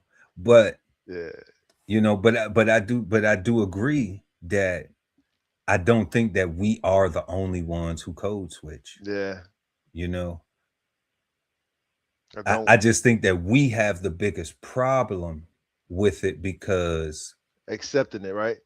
right, because we demonize each other for having the ability to communicate better, and that's where there's a problem at, Yeah, look up, because pull it's up. not viewed Yeah, as that. It's not viewed as it's, oh, this old good talking ass nigga, yeah. right? That's exactly how it's viewed. That's how it's viewed. Right? And that negative, growly tone, and that like, yeah, I should go rob his ass. Let's go punch him in the face, show him he ain't really that. He ain't nothing. Yo, pull up E.L. Henderson's thing. Code switching is a superpower. Like that's the thing, right? Like we don't see it as a superpower at all, Code right? switching We is a 100% only see superpower. it. If you're culturally connected to yourself, language is just a tool of communication. Mastering it is a luxury. Like that's all true, Shout out right? to that. Right? Because that's what the other cultures and ethnicities know. Like they know. Like you remember traveling overseas, guy, and you'll go to a place and you see children or just people or whatever, and they speak multiple languages fluently, but the languages and dialects that they speak are of their neighbors, right? Absolutely. So they have the ability to talk to everybody from different countries or however it's laid Yes. out, right? Like Yes. the code switching per Yeah. per the definition, right? Um, Absolutely. and it was encouraged and required for business and for to do trade and transactions, right? So here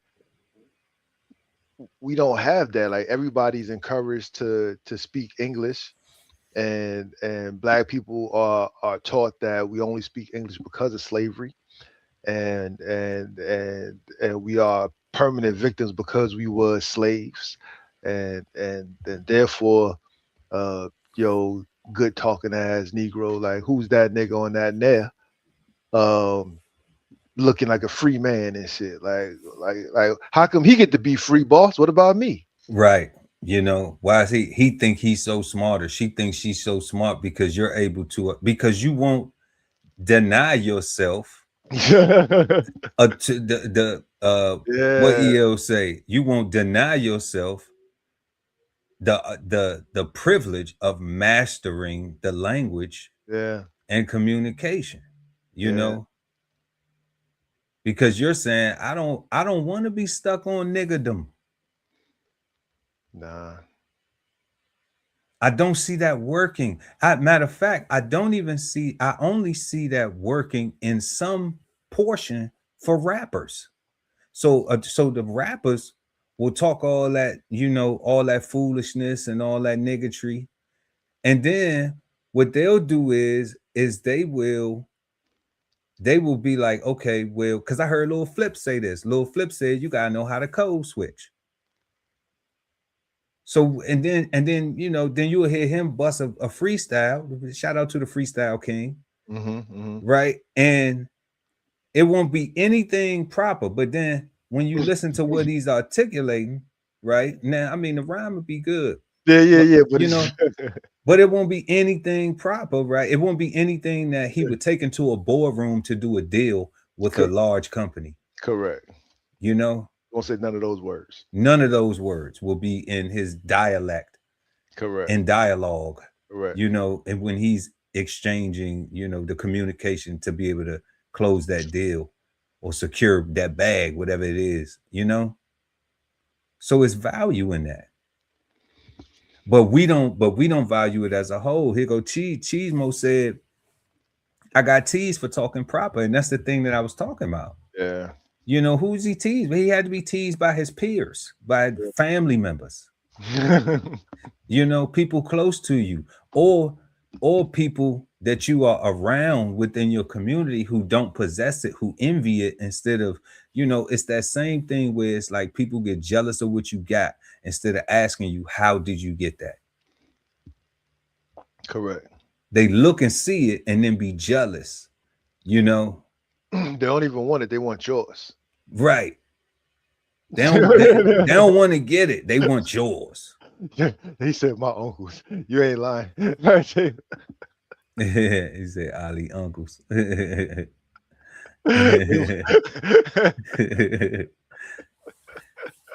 just went through it. I just came back. You know, and that's a problem. It is. It's, yo, I got finished. Yo, I was building a whole week. I'm like, yo, we got to change.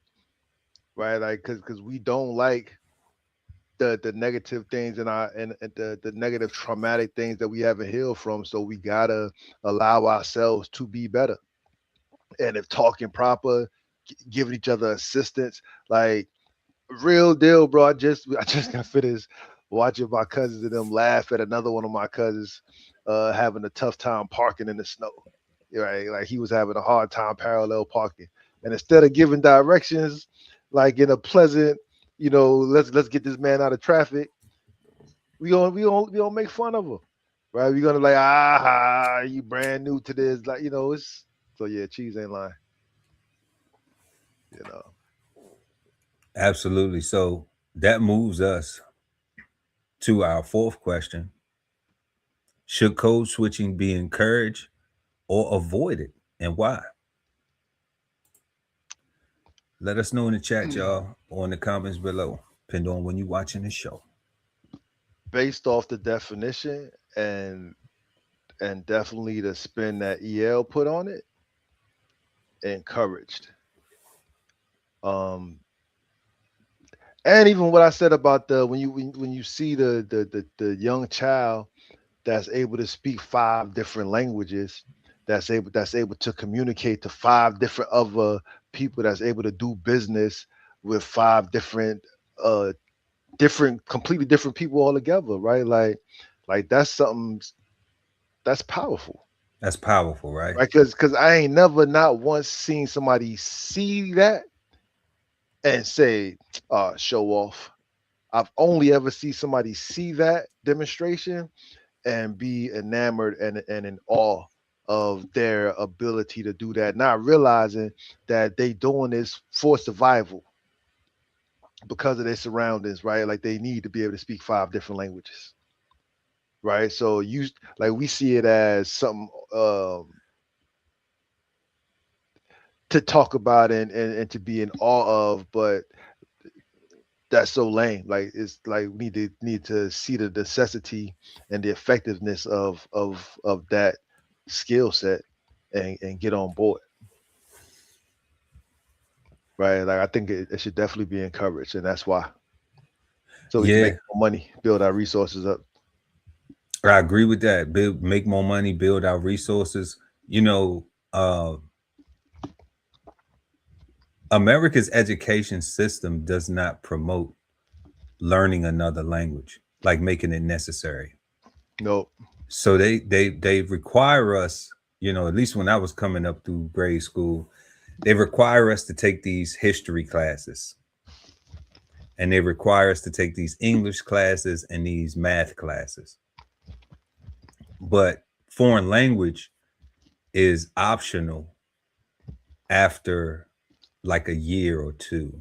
I think like maybe in 9th grade, you have to take it just to satisfy, or maybe in something like that.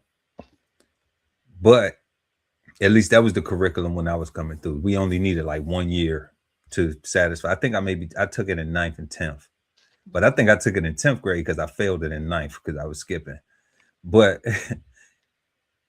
but one thing that I always said, like if we could do a perfect revamping, like if we could revamp the education curriculum, that I would love to see a curriculum in America where the child is given a language for the parents to pick, okay, at like kindergarten, 1st grade, something like that, 1st grade, kindergarten. All right, whenever after they learn the ABC, but they should be learning the ABCs before they even get to school, right? So I mean, Head Start, pre-K, you learn all that stuff before you get to school. So sitting on right, mama's lap. right. Yeah, somebody, a elder, whoever's there with you, supposed to be doing that, right? Daycare, whoever it is, right? So what that would encourage is that would encourage now the things like you were saying to be more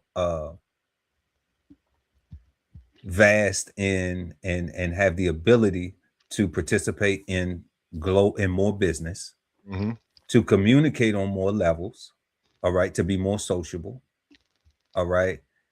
But then it would also have the whole family learning. Facts. Because what happens is now you get this homework, and this homework is for 12 years. So when you come home, it's like, okay, in order to do this for the baby, all right, then we're going to have to label everything in the house in whatever this language is, right? So now you going around the house too, and you reading this stuff. And you see how that has an effect where the whole family gets to grow in this new language. Yeah. And gets to foster that environment for the child. Yeah.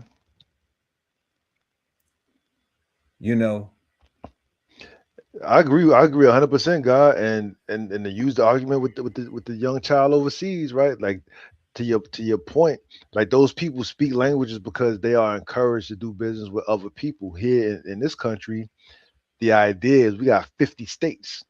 So right, I just really got to do business with New Jersey or California at best. We're not even thinking about Mexico or Canada. So in my mind, French Canada.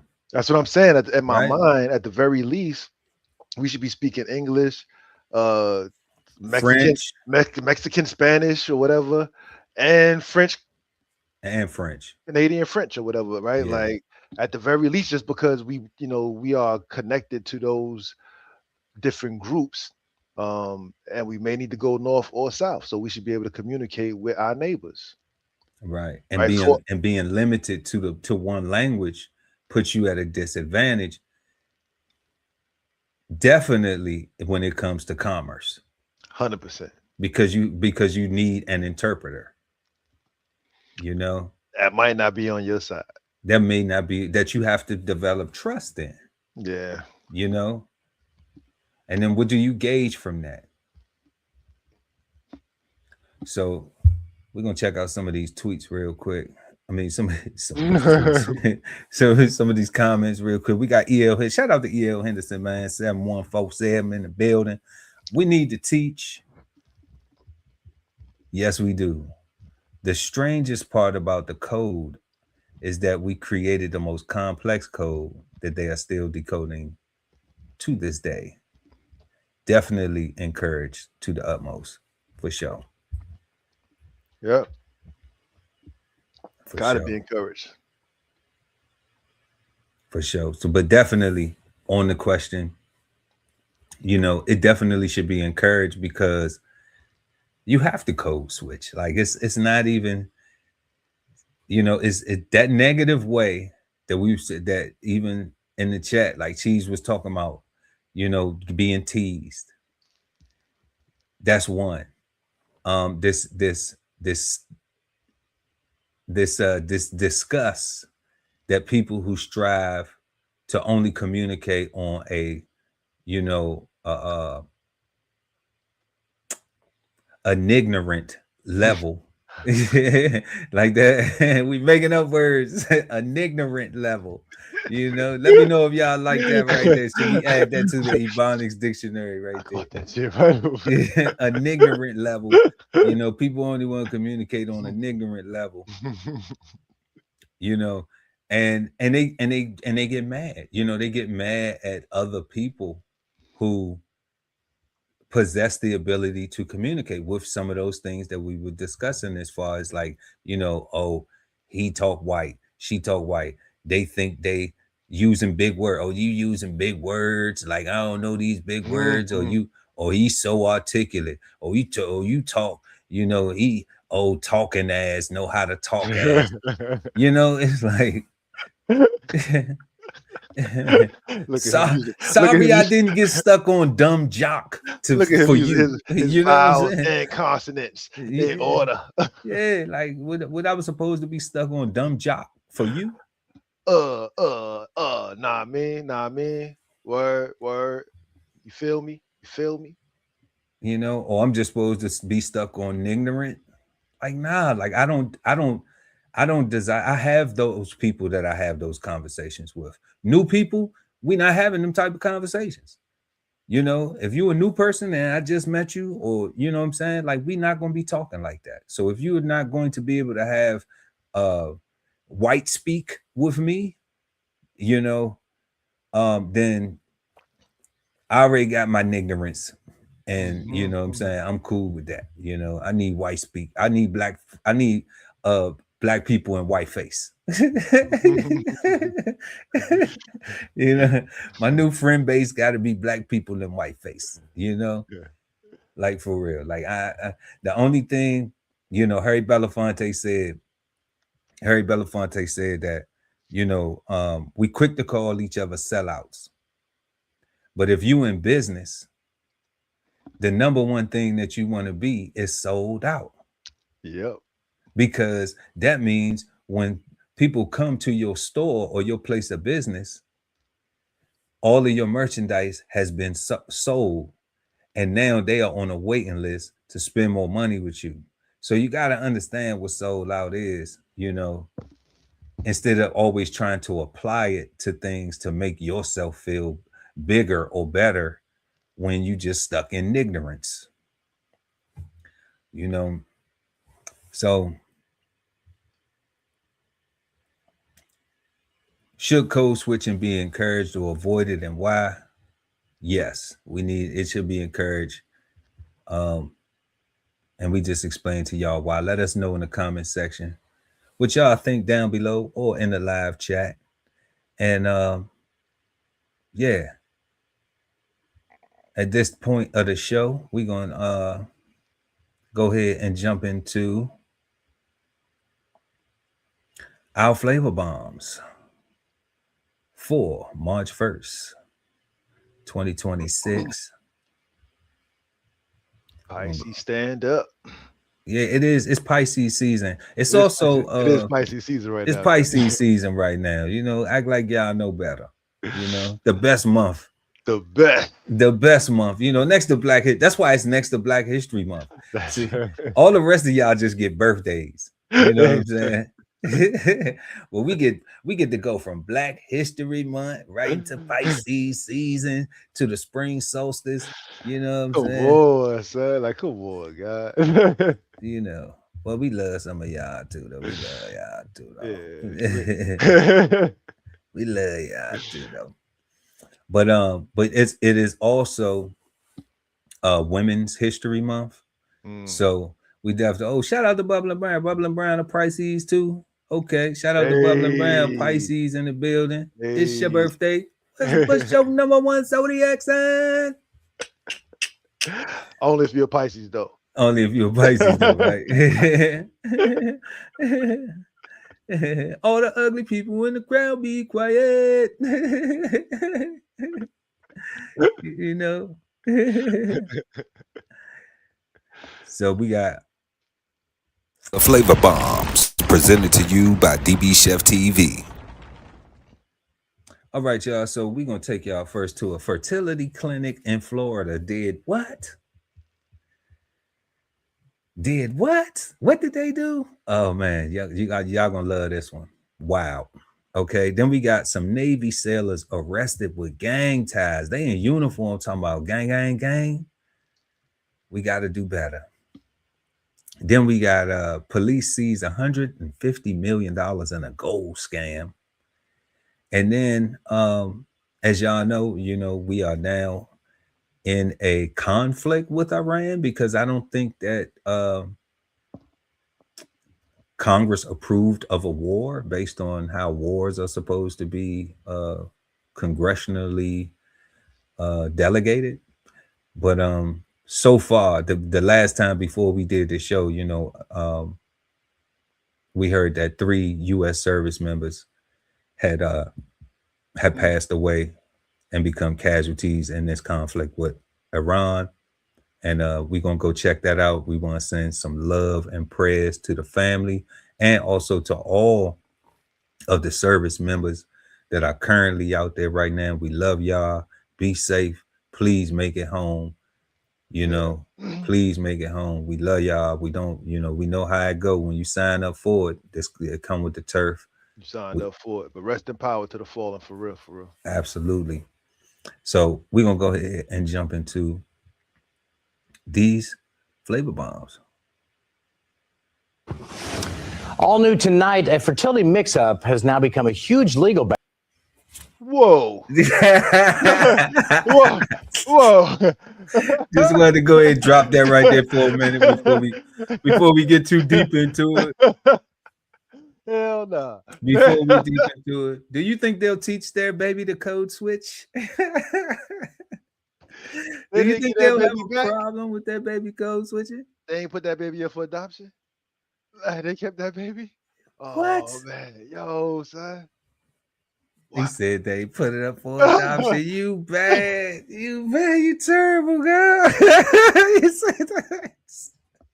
You terrible, girl. You said they ain't put the baby up for adoption.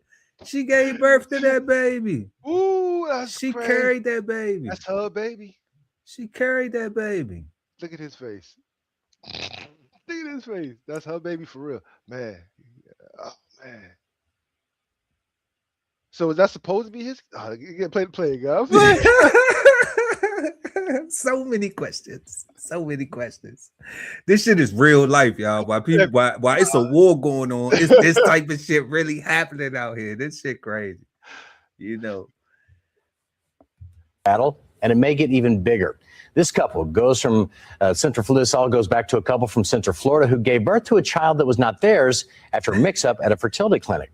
Thanks for joining us tonight. I'm John Brown. Good evening. I'm Luann Sorrell. Fox 35's Bailey Bockover is joining us live here in the studio tonight. So, Bailey, that couple is back in court now claiming that facility is withholding information. That's right. Yeah, the hearing just wrapped up about 90 minutes ago. Attorneys for the clinic argued that the fertility clinic is keeping them in the dark. The couple already knows the child they birthed in December is not genetically theirs. Now they say they found a lead that the clinic hasn't fully disclosed. In a new emergency motion, the couple's attorney says the clinic's records show a chaotic labeling system, handwriting patients' names on the tiny straws used to store embryos. At that time, they're outside of their labeled straws and they are in petri dishes and they are in the lab. It makes the most sense that that is where a switch could have happened. The motion states, noting that beyond the straws, the second switch could have been with labeling. That system has narrowed the couple's search for truth down to specific groups. Attorney Circe Denny argued in court. It appears to us that more likely than not, that retrieval risk pool is the source of the error here. This motion says women have been coming forward on their own, saying they and their babies may be involved in this heartbreaking mix-up.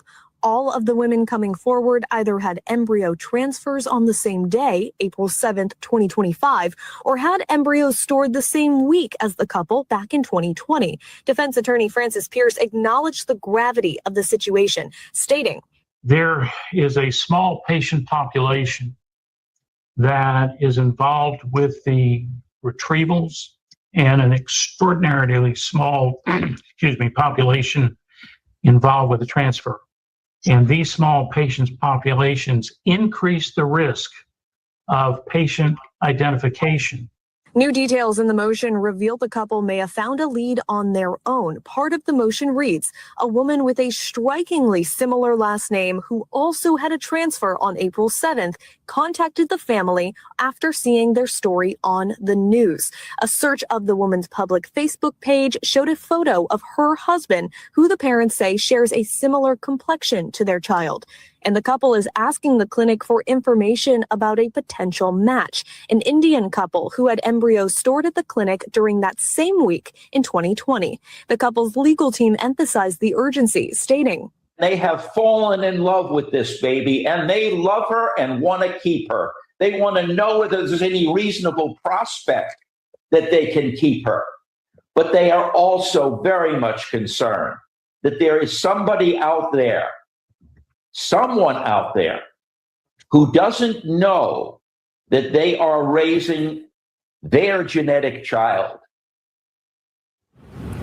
So the judge has ordered the clinic to provide specific answers by Monday, ruling there's no reason the number of patients in storage without identification can't be released. There you have it, God. They are raising this child. And they love the baby. They love the baby. So it's neither one of their kids. It's neither one of their kids. I was being funny earlier when I was like, they didn't put the baby up for adoption, but I'm low key happy that the baby's still alive. Like, because normally is mommy's baby, daddy's maybe kind of thing, but that's not even mommy's baby, right? Like, but I think it is, because when you take she was just a surrogate almost, the way they made that sound. They in vitro. That was in vitro. That was a fertility clinic.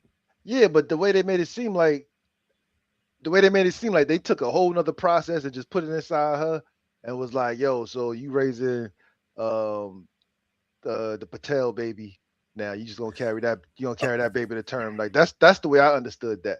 Because they made it seem like that child was not genetically related to neither one of those people at all. Like, so it's not even the father in that egg or the mother's egg and another person's sperm. It was a whole nother complete process that they picked up, copied, and pasted over here. And so they gave her an egg. So is that what you getting from it? That they gave her an egg and they gave her a fertilized egg, basically. That's how I understood that. I didn't get that as they gave her a fertilized egg. Hey, chat, what y'all got? Like, what y'all think? What y'all think in the chat? Because I got from that they gave her the seed, but they mixed up. They mixed up the vibe. Yeah, that's what I'm saying. That's what I'm thinking. They gave her the wrong one. Yeah, but that would make the child her child though. Yeah. But they saying that child is not genetically related to neither one of them. I think that's what I heard. Nah, they just saying they raising somebody else's child because it ain't because it's obviously a black baby.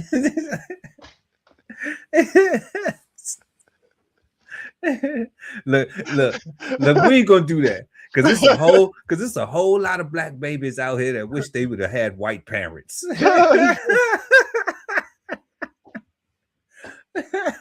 Then they would have grew up and didn't even need the code switch at all. They'd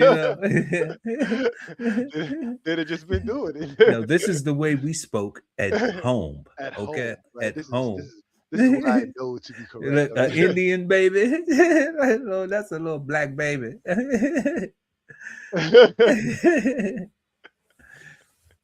That beautiful little baby. You said they ain't put it up for adoption yet. No, you didn't hear the attorney say we love it. They love that baby. They fell in love with that. They love our And child.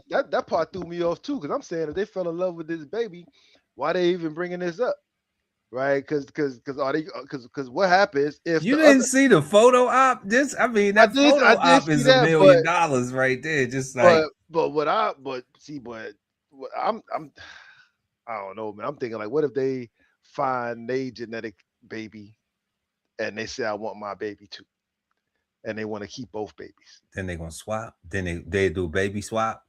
Nah, what if they want to somebody- use they complexion, the protection of their complexion, because we fell in love with this baby and we didn't do nothing wrong, that we want to keep this baby and we want our genetic baby back too. So we want our white baby too, and we're gonna keep the black baby for pain and suffering.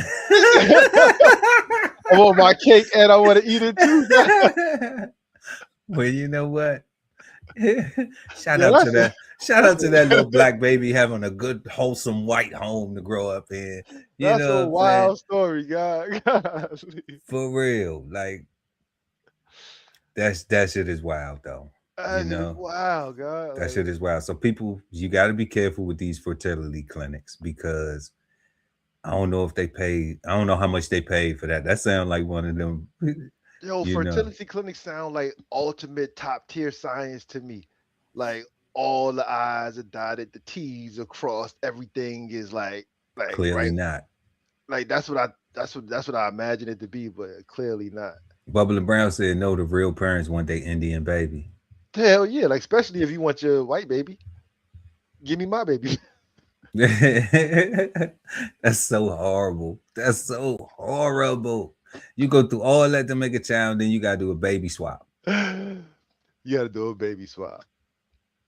After the woman done bonded with the child, because I'm sure she bonded with the child and everything, but she would if the baby was born naturally, it came through her womb. So so that's but that's just surrogate though. Like that don't necessarily mean that. Stop it. That's a real thing. Connection. That's a real thing, God. Like so I do think there's a connection because of the process of the little move, like you got a whole human moving inside you that you got to deal with for those 9 months that you are physically connected to. But I think you are just a air and nutrient supplier. I don't That's it. You don't think none of your DNA? Nah, because they got I think this like surrogate programs, like once they pop out, like you don't see them no more. Like they go off to like you are the stork. The stork.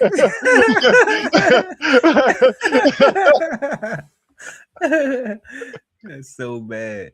That's what I think. I don't know for sure. That's but so bad. But I do know that surrogates exist, and they do get impregnated with a full egg and seed that's already ready to go, because the mother or the woman might not have the ability to hold the baby or whatever, so they need somebody else to hold the child for them. Right. I've definitely heard of the surrogacy and all that. But I'm just like, man, like they up there, like they, Christmas pictures, that look like that look like a Hallmark, classic right there. Like they need to put that one on the shelves, and you just going.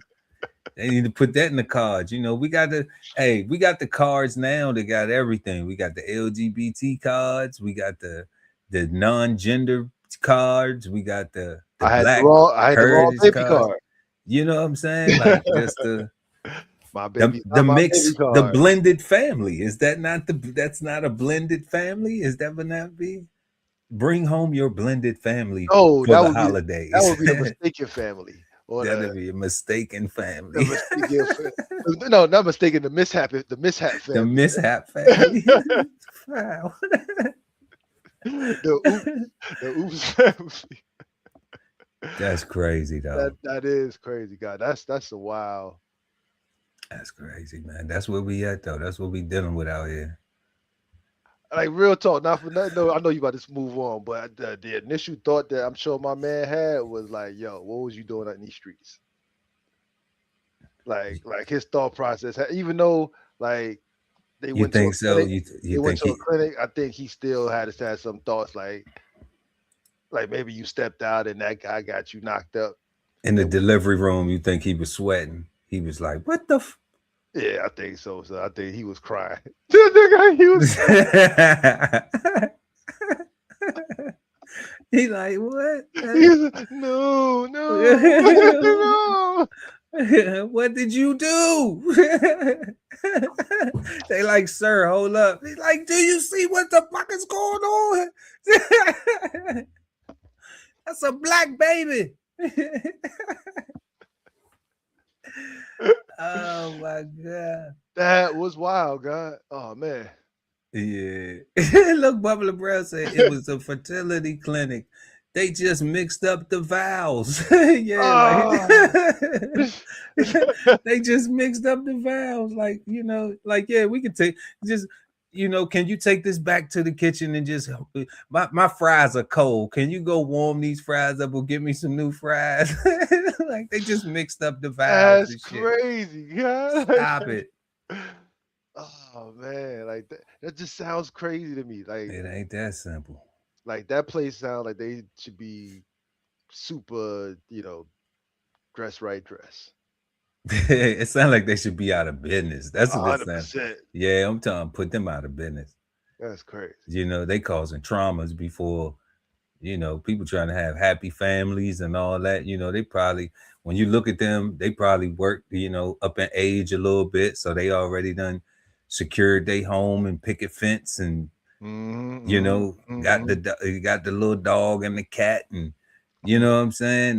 They like, yeah, now we're finally in position, you know, because, you know, black folks, we just have a kid and struggle. We build it and get the hit, you know what I'm saying? Like we don't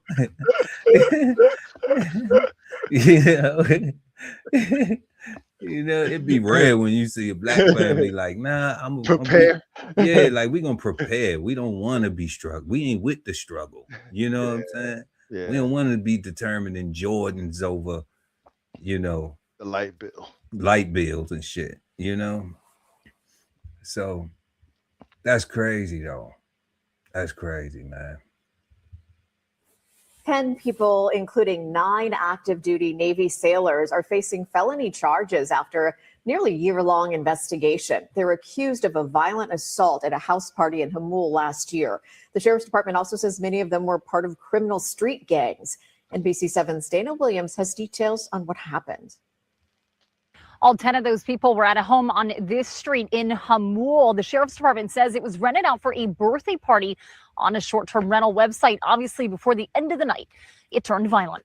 The homeowner notified the sheriff's office that this party was occurring, no longer wanted this party to occur on their property. So they gave us a call, and then that's when the fight broke out, when the victims were assaulted.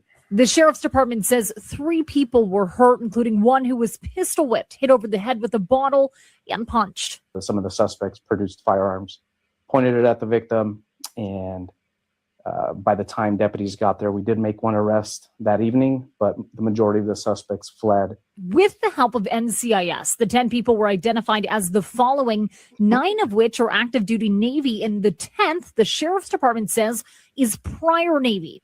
Arrests were made on Tuesday at Naval Air Station North Island, Naval Base San Diego, Naval Medical Center San Diego, Naval Weapons Station Seal Beach, and 1 off-base home within City of San Diego limits. We certainly spare no expense or resource to track the individuals responsible and have them face justice. Investigators also seized 5 guns and $20,000. They say there is an added element to this, and quote, many of these suspects were associated with criminal street gangs. When asked for clarification on that, they said they're still going through phones and interviewing witnesses, and more details will come out in court. Meantime, a spokesperson for the Navy Region Southwest said in an email in part, quote, individuals are considered innocent until proven guilty, but I can say the Navy will not tolerate sailors actively participating in criminal gang activity. Such behavior and affiliation is contrary to good order and discipline, harmful to unit cohesion, and a violation of the oath of service. The DA's office says this coming Tuesday is when we're going to learn more about this case in court, and the charges will be announced then. From Hamul, I'm Dana Williams, NBC7. And as far as those charges go, we may not know specifics, but the sheriff's department did say they are facing felony weapon possession and assault charges. What you got on that, God? I didn't understand it, to be honest. Like I thought that the sheriff talk was dangerous and unclear, right? To me, it sounded like he said that there was a house party. They received the phone call. When they got there, a fight broke out, and then all this stuff happened. But then he made it seem like while the officers was on their way, this is when all this stuff happened. And so I'm not sure, like,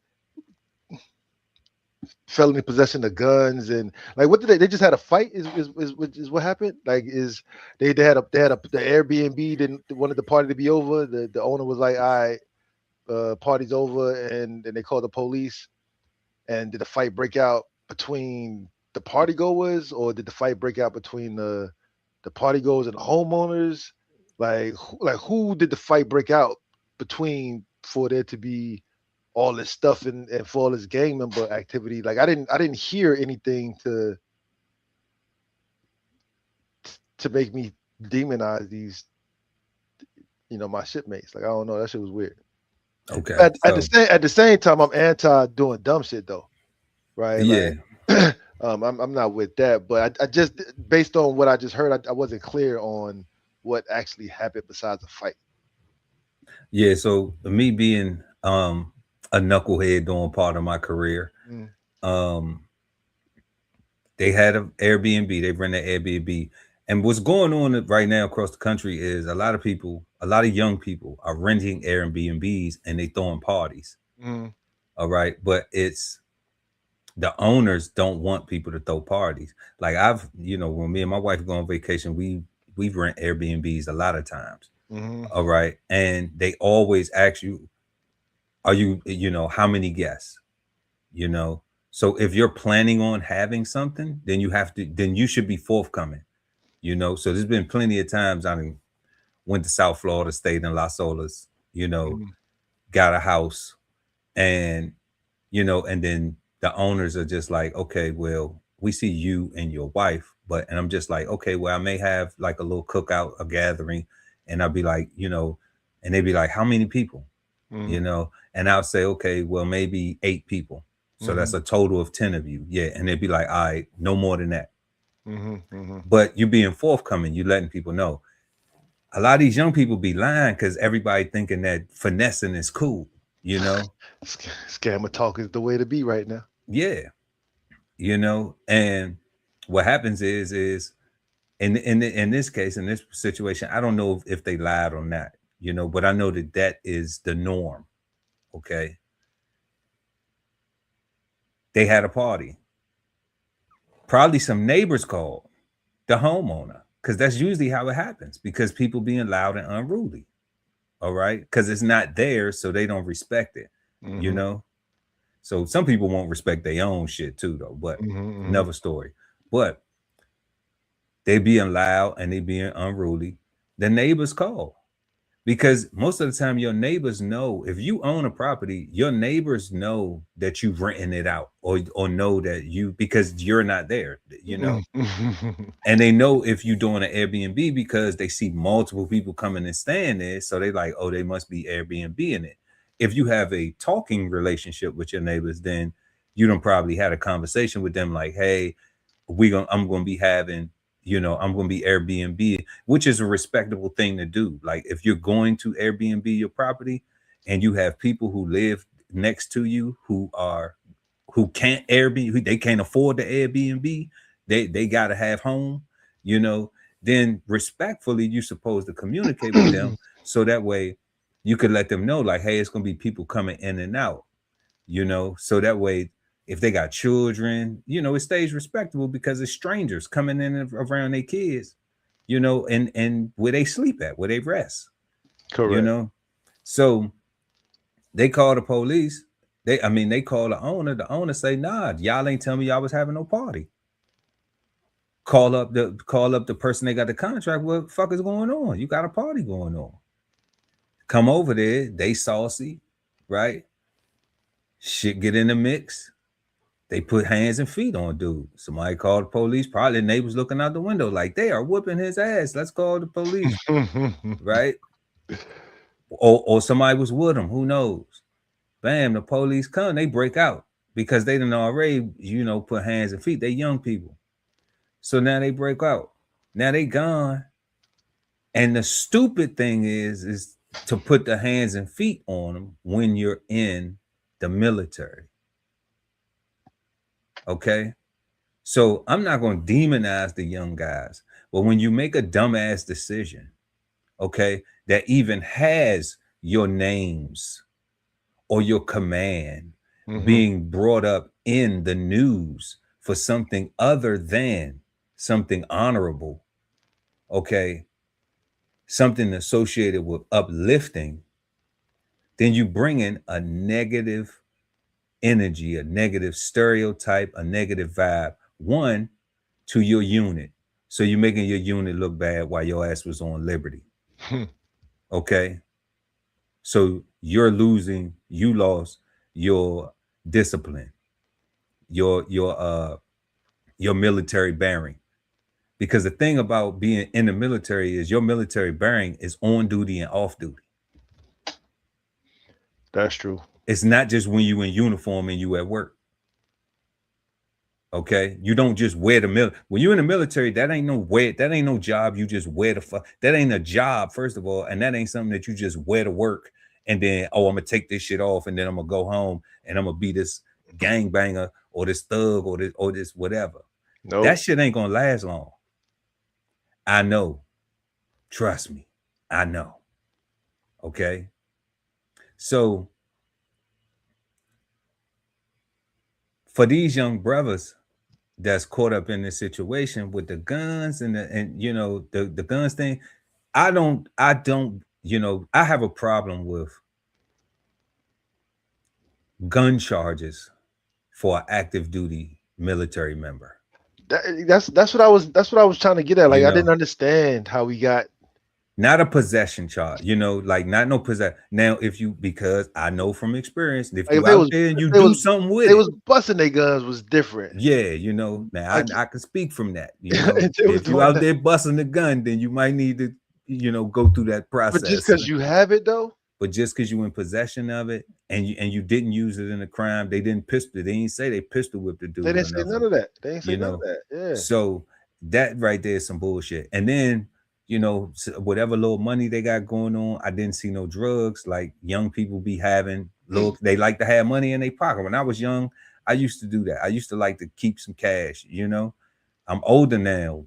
We going digital, baby, and we get points and rewards. So you know, so if I need some, so you rob me for practice. You know what I'm saying? You might want to shoot me because I ain't got shit to give you, you know, like I ain't got no cash for you, you know. So like, and we ain't old school keeping cash under the mattress, none of that dumb shit. Like we just gonna swipe, you know, and get the points and be rewarded.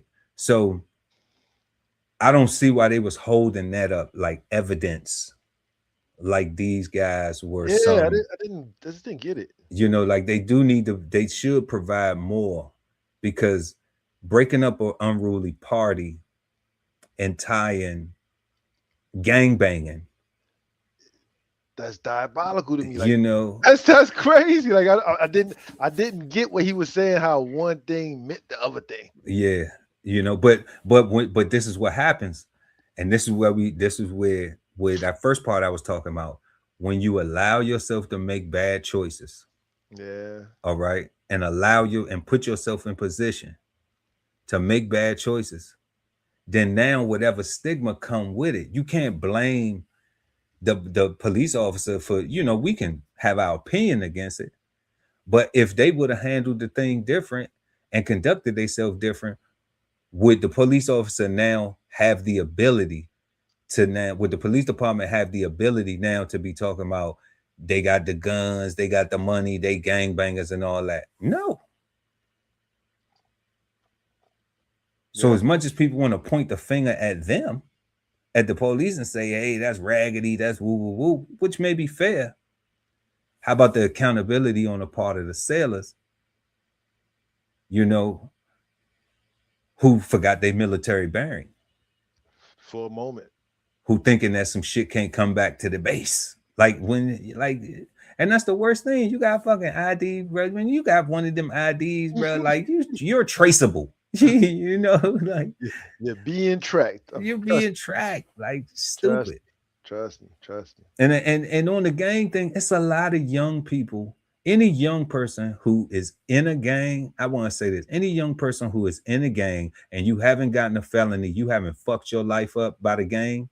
If you can go and get in the military, go get in the military. All right, but change your life. Leave that bullshit where you left it and realize all the all the ignorance, the niggerance. All right, you've been fortunate enough to not get caught up by it, so now you can do something different with your life. All right, and take it from me, a person who got lucky like that. All right, who was able to leave the ignorance behind and got an opportunity. All right. So you can do that, you know, but you ain't gonna be able to gangbang in the Navy or no part of the service, no armed services. It ain't that, you know. You can rep the Navy. You know, you can rep the Marines, Air Force, Army, Coast Guard, you know, Air Force, all that. You know, you can rep all that, but you ain't gonna be, it ain't gonna no screaming out gang for real. They gonna get you the fuck up out of there. Yeah, no, that's 100% facts. That's crazy. Also developing at 4, we're learning about a national crime ring bust that involved a jewelry store in Seminole County. Investigators say they've recovered $150 million worth of gold belonging to elderly victims around the world. Here's how investigators say this scam works. Scammers would call their victims pretending to be federal agents, telling them their money was compromised. The victims were told to convert their life savings into gold bars, and they would be picked up for safekeeping. They promised to take it to stores in Texas, Florida, and Georgia, where it would then be melted down and the profits would be laundered. Orlando Gold Refinery in Altamont Springs on 436 and Ronald Reagan Boulevard at the center of this major investigation. Channel 9's Nick Papantonis is live there now. And Nick, deputies don't know much about how much these scammers actually got away with. No, I was told that some victims in this scam lost more than $1 million apiece. 2 people are now in jail in connection to what happened, what deputies say happened here. They're eventually going to be heading to Texas to face prosecutors. They're super fair. That's what I'm saying. I'm like shocked. Charles Peru says he's been a customer of Orlando Gold Refinery for years and has never had any concerns. He and other customers stunned when we told them 2 of its operators were arrested. Look at these 2 pieces of work. Damn. John and Timothy. They look like they having a bad day out here scamming people and shit. I'm a fast forward this just a little bit. See if we can get to here we go. This is the part we want to hear right here. Proceeds. We know that in Texas, we've lost $74.5 million. Collin County, Texas Sheriff Jim Skinner said his investigation began in early 2025. His team already hit a store in the Dallas area last month, seizing $50 million there. He told me 19 people are in custody so far. You are being held on a warrant out of Texas. Timothy Odell and John Timmerman are the 2 under arrest in Florida. Both will remain in jail and face an extradition hearing Friday afternoon. We don't really know anything yet, so we're working it all out. Law enforcement will never, ever call you on the telephone and tell you that you're in trouble and that you can get out of trouble by paying some money. Sheriff Skinner said most of the people in his county have already recovered their money. I talked to him about others who might be victims, especially here in Seminole County and across Central Florida. We talked about how they can potentially get their money back. We're going to cover that portion of the interview and show you his response coming up on Eyewitness News at 6. What you got on that, guy, real quick?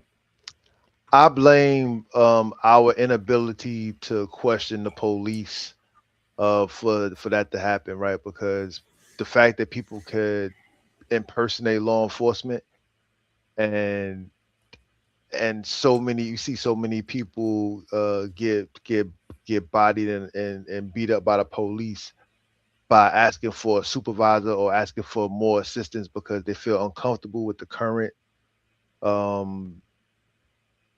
services that they're receiving, I guess. So they wanna ensure that somebody is here to make sure that they're doing the right thing, because that is frowned upon in a major way, to where it can look like or be interpreted that you're resisting arrest with violence or without violence, or you're being chatty or talking back to the police.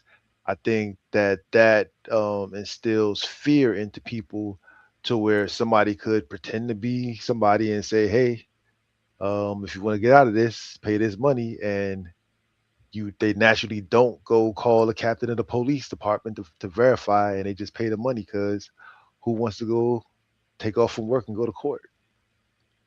That's crazy. I think people Okay. I think people are crazy. I think people are that.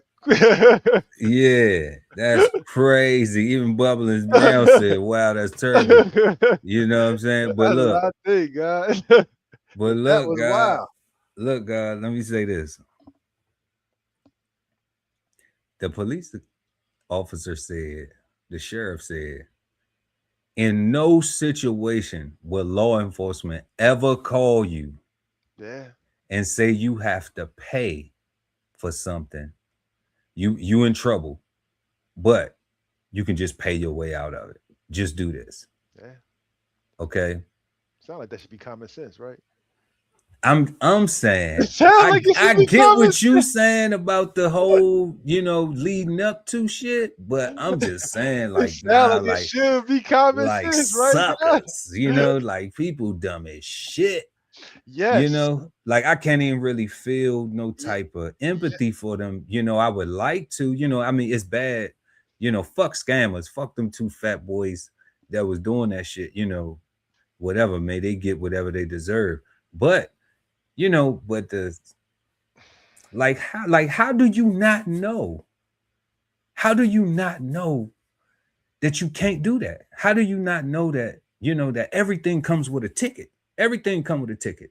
Yo, peep game, God. Like even now, like we need our banks to tell us that they would never ask us for this code that they send us, so that we would never tell it to nobody. Why? Because you actually got scammers calling people, asking them for that code, and they sounded really like Navy Federal, or they hello, this is they code switching. They code switching. Hello, this is Navy Federal Credit Union. It's like they don't sound like nobody. Navy Federal, but they done put that customer service over somewhere overseas somewhere. And they're starting to sound like, right? Not for nothing. Like it's and so what that cop said, that law enforcement will never action, like that needs to be known to protect all the people that got thinking that they was talking to real law enforcement. And I'm saying, how is it not though? Like that's like, how is it not known that like, people are scared of the police? When you in trouble with the police, like usually you in cuffs. You know what I'm saying? Or you getting a little blue slip or yellow slip or a pink slip or a white slip. You getting a little piece of paper, and they just like, hey, let's not have to do this again, because the next time it's clink, clink, or it's a fine or something. So, that's the way this, it's what I think it is I think it's not as many people have had that much interaction as the police as we think. And that's what I Yes, think it that's is. that's my point. They And that's what I scared. think it is. They don't know it. And I credit that to have grown up, you know, being a troubled youth, and you know, being able to be fortunate enough to get my ass out of trouble. You know, the elders that was around, the structure that was around to help me, you know. But you learn you're not one of those people who went through something and just like, yeah, I got away with that, or I got out of that. Like you actually said, I don't want to go through that no more. So either you did two things. Either you learned how to get away with shit, you know what I'm saying? Or you learned not to do it because you don't want to be in that situation again. Yeah. You know? But the majority of people have not had the interaction. Like Barbara Brown said, it's no way I'm coming off my $1 million and you gotta ask me by phone. Gotta be kidding me, for real. Got to be kidding. It's no way somebody gonna call any of my dollars bubbling. Like not right. Right. Any dollars. You'd be lucky asking me to donate to something. You know, I'm trying to tell you. And that's what I'm saying, right? Because with the elderly, like they don't know, right? And now it's tough, man. Like it's like scammers are awful, bro. Like scammers are like human cancers. Right, like all the way. All the way. One more. We got one more. Let's jump into this last one.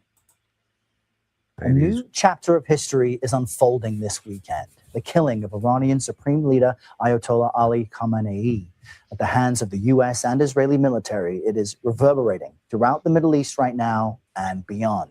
In addition to the Ayatollahs. Do you think he's code switching? Man, I think that dude is the code. And he said what the hell he. You think he's code? Do you think he talk like that? You think Arrow talks like that for real? I think he talks like that for real. Yeah. Because he really wanted to be a news anchor. Like that might be his news anchor voice. Because they do got that one sister that shows you her news anchor voice. Right. And she sounds completely different. Now is that code switching or is that just your work voice? That's what I was saying, right? Like, and it's not even work voice. It's just. I mean, he has to be clear. He has to be articulate to present the stories. I think they do read off a teleprompter.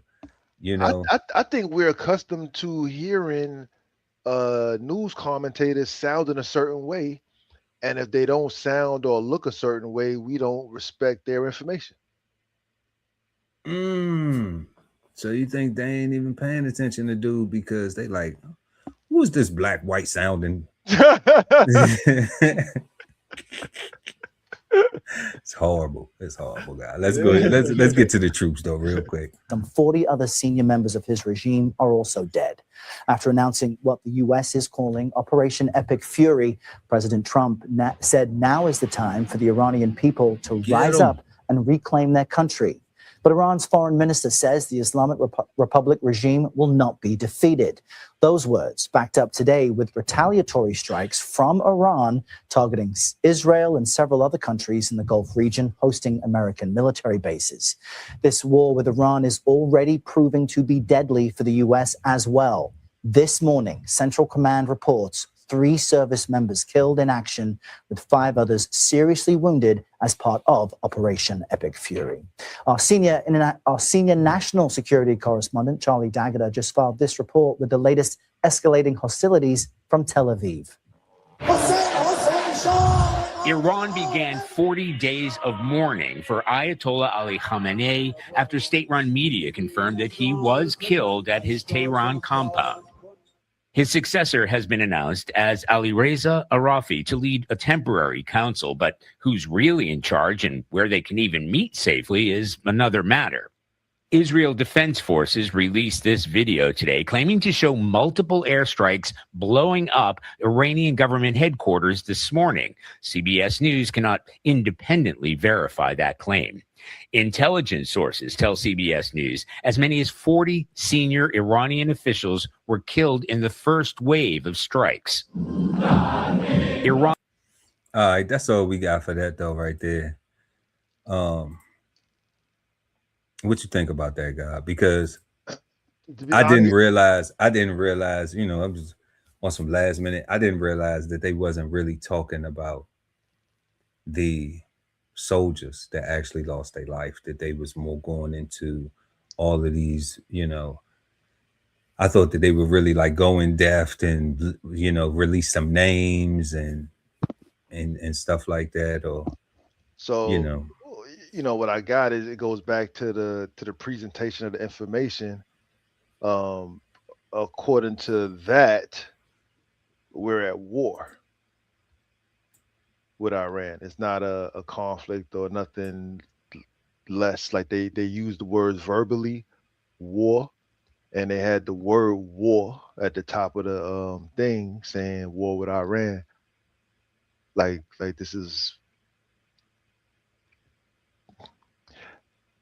Look, I'm not. Look, that's what I'm saying. Like, I seen what you seen, but you know what I'm saying. Like, what's coming from my mouth is conflict because and I would agree with conflict because it hasn't went through the proper legislative process to be deemed a war. So, and that's what I think I know, right? To be true, but when the information brokers are telling me what I'm supposed to know, and they say that we're at war with Iran, and my conversations moving forward, talking to other dummies that don't know, and we start talking about the war we're at with Iran, does that then become us at war with Iran?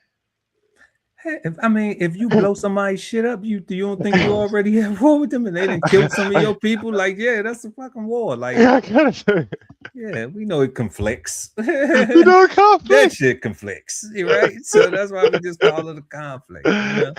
Right? Like all that shit is flicted. You know, remember that word back in the day? That shit flicted. Man. Hell yeah. So yeah, bro. Man, passport bros, man, keep your ass at home.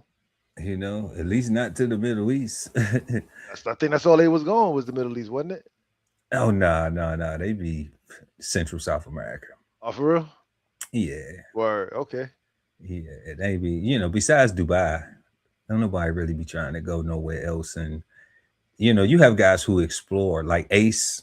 Ace is really dope, you know, but because he everywhere he goes, he try to find the black people. You know.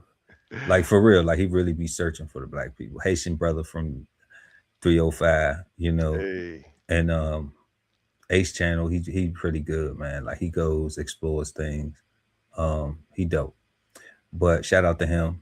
You know, we don't hate on nobody. But rest in peace to rest in power, rest in peace to all of the soldiers that have lost their life, all the US soldiers that have lost their life. And prayers and a speedy recovery to those that were injured, you know. Word. And hope that you make it back home safe. And hopefully your injuries aren't career ending, you know, or permanent in nature that you have to deal with it for the rest of your life. Coming from two veterans who are permanently disabled for the rest of their life. For the rest of their life. You know. So you gotta smile, God. You know, saying that you just you know, you seen the depression set in. That's what I say. You gotta smile, God. Smiles and love, baby. We you know, we coming back with it. But you've just been flavor bombed, and now back to our show. So, yep, y'all, tonight we have been smoking on code switching.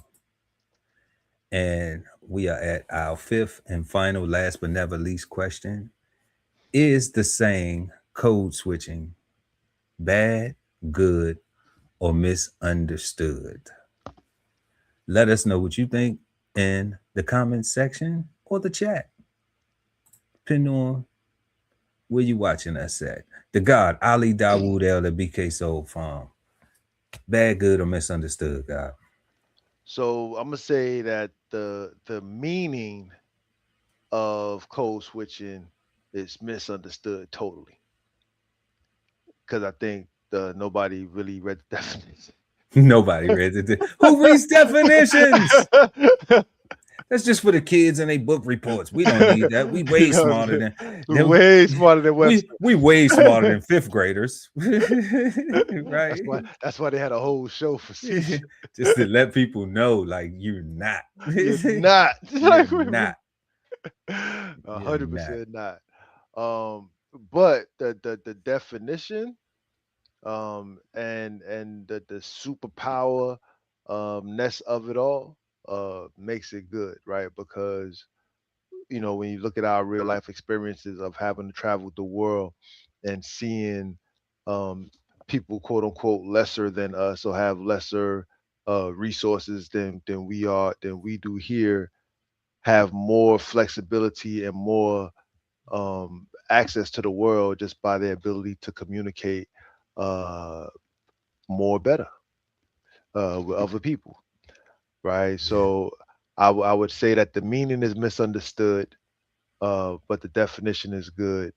Overall, it is misunderstood in totality because it is demonized solely by the Black community, not even the African American community specifically, but it because other Black people from other countries come here to America and get on code, right? They code switch.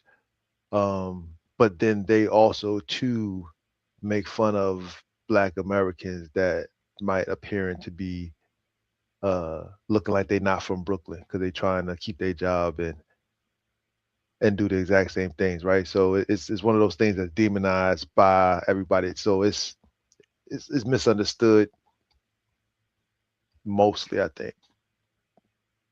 Yeah, I would agree. Definitely good. Because we gotta learn how to code switch, because that saying there's a time and a place for everything. Yeah. So how can we not code switch and apply that knowledge? That there's a time and a place for everything. Because we have to be able to apply that. So that's why I say that is good in that sense. But I wholeheartedly agree with you and the chat that it is misunderstood, and specifically the reason that you said, because our meaning, we demonize it, and particularly in the Black community, in the African American community, where people allow their insecurities or their inability to be expressed because they have met someone or they have encountered someone who can articulate themselves better than they can, and it is better. It's not a competition better. It's just better. But it is better because it's more effective. Yeah. And that's what we strive for, effective communication. So y'all let us know what y'all think is code switching bad, good, or misunderstood. And those wild questions tonight. What do you think of when you hear the saying code switching? Have you ever experienced code switching, and what was that outcome? Does code switching only apply to Black Americans? If so, why or why not? Should code switching be encouraged or avoided, and why? And is code switching bad, good, or misunderstood?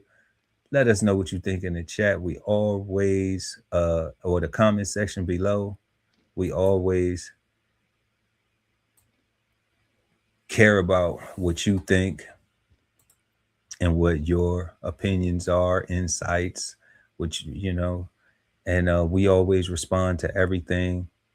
So make sure to smash that like button and also subscribe to the channel.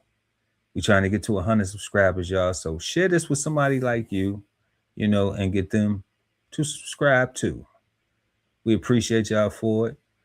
And hit that notification bell so when we go live, you never miss an episode of Cigar Sundays Live. We want everybody to have a peaceful, positive, and productive start to your week, y'all. It's a lot going on in the world, so stay prayed up. You know, spread some love, spread some smiles. You know, enjoy yourself. It's Pisces season, so you got a reason to celebrate.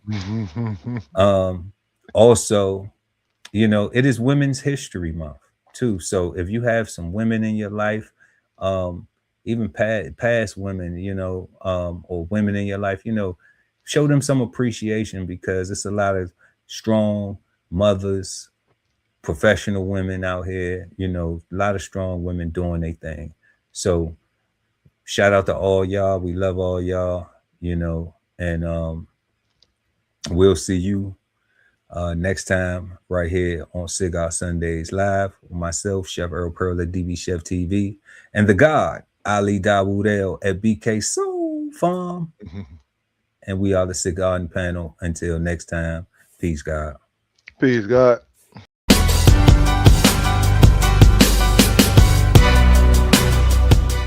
This whole publication is all about going from nowhere to somewhere, right? Being able to stand on something so that you can travel in peace, right? So bksoulfarm.com, 1016-160 self-sustainability.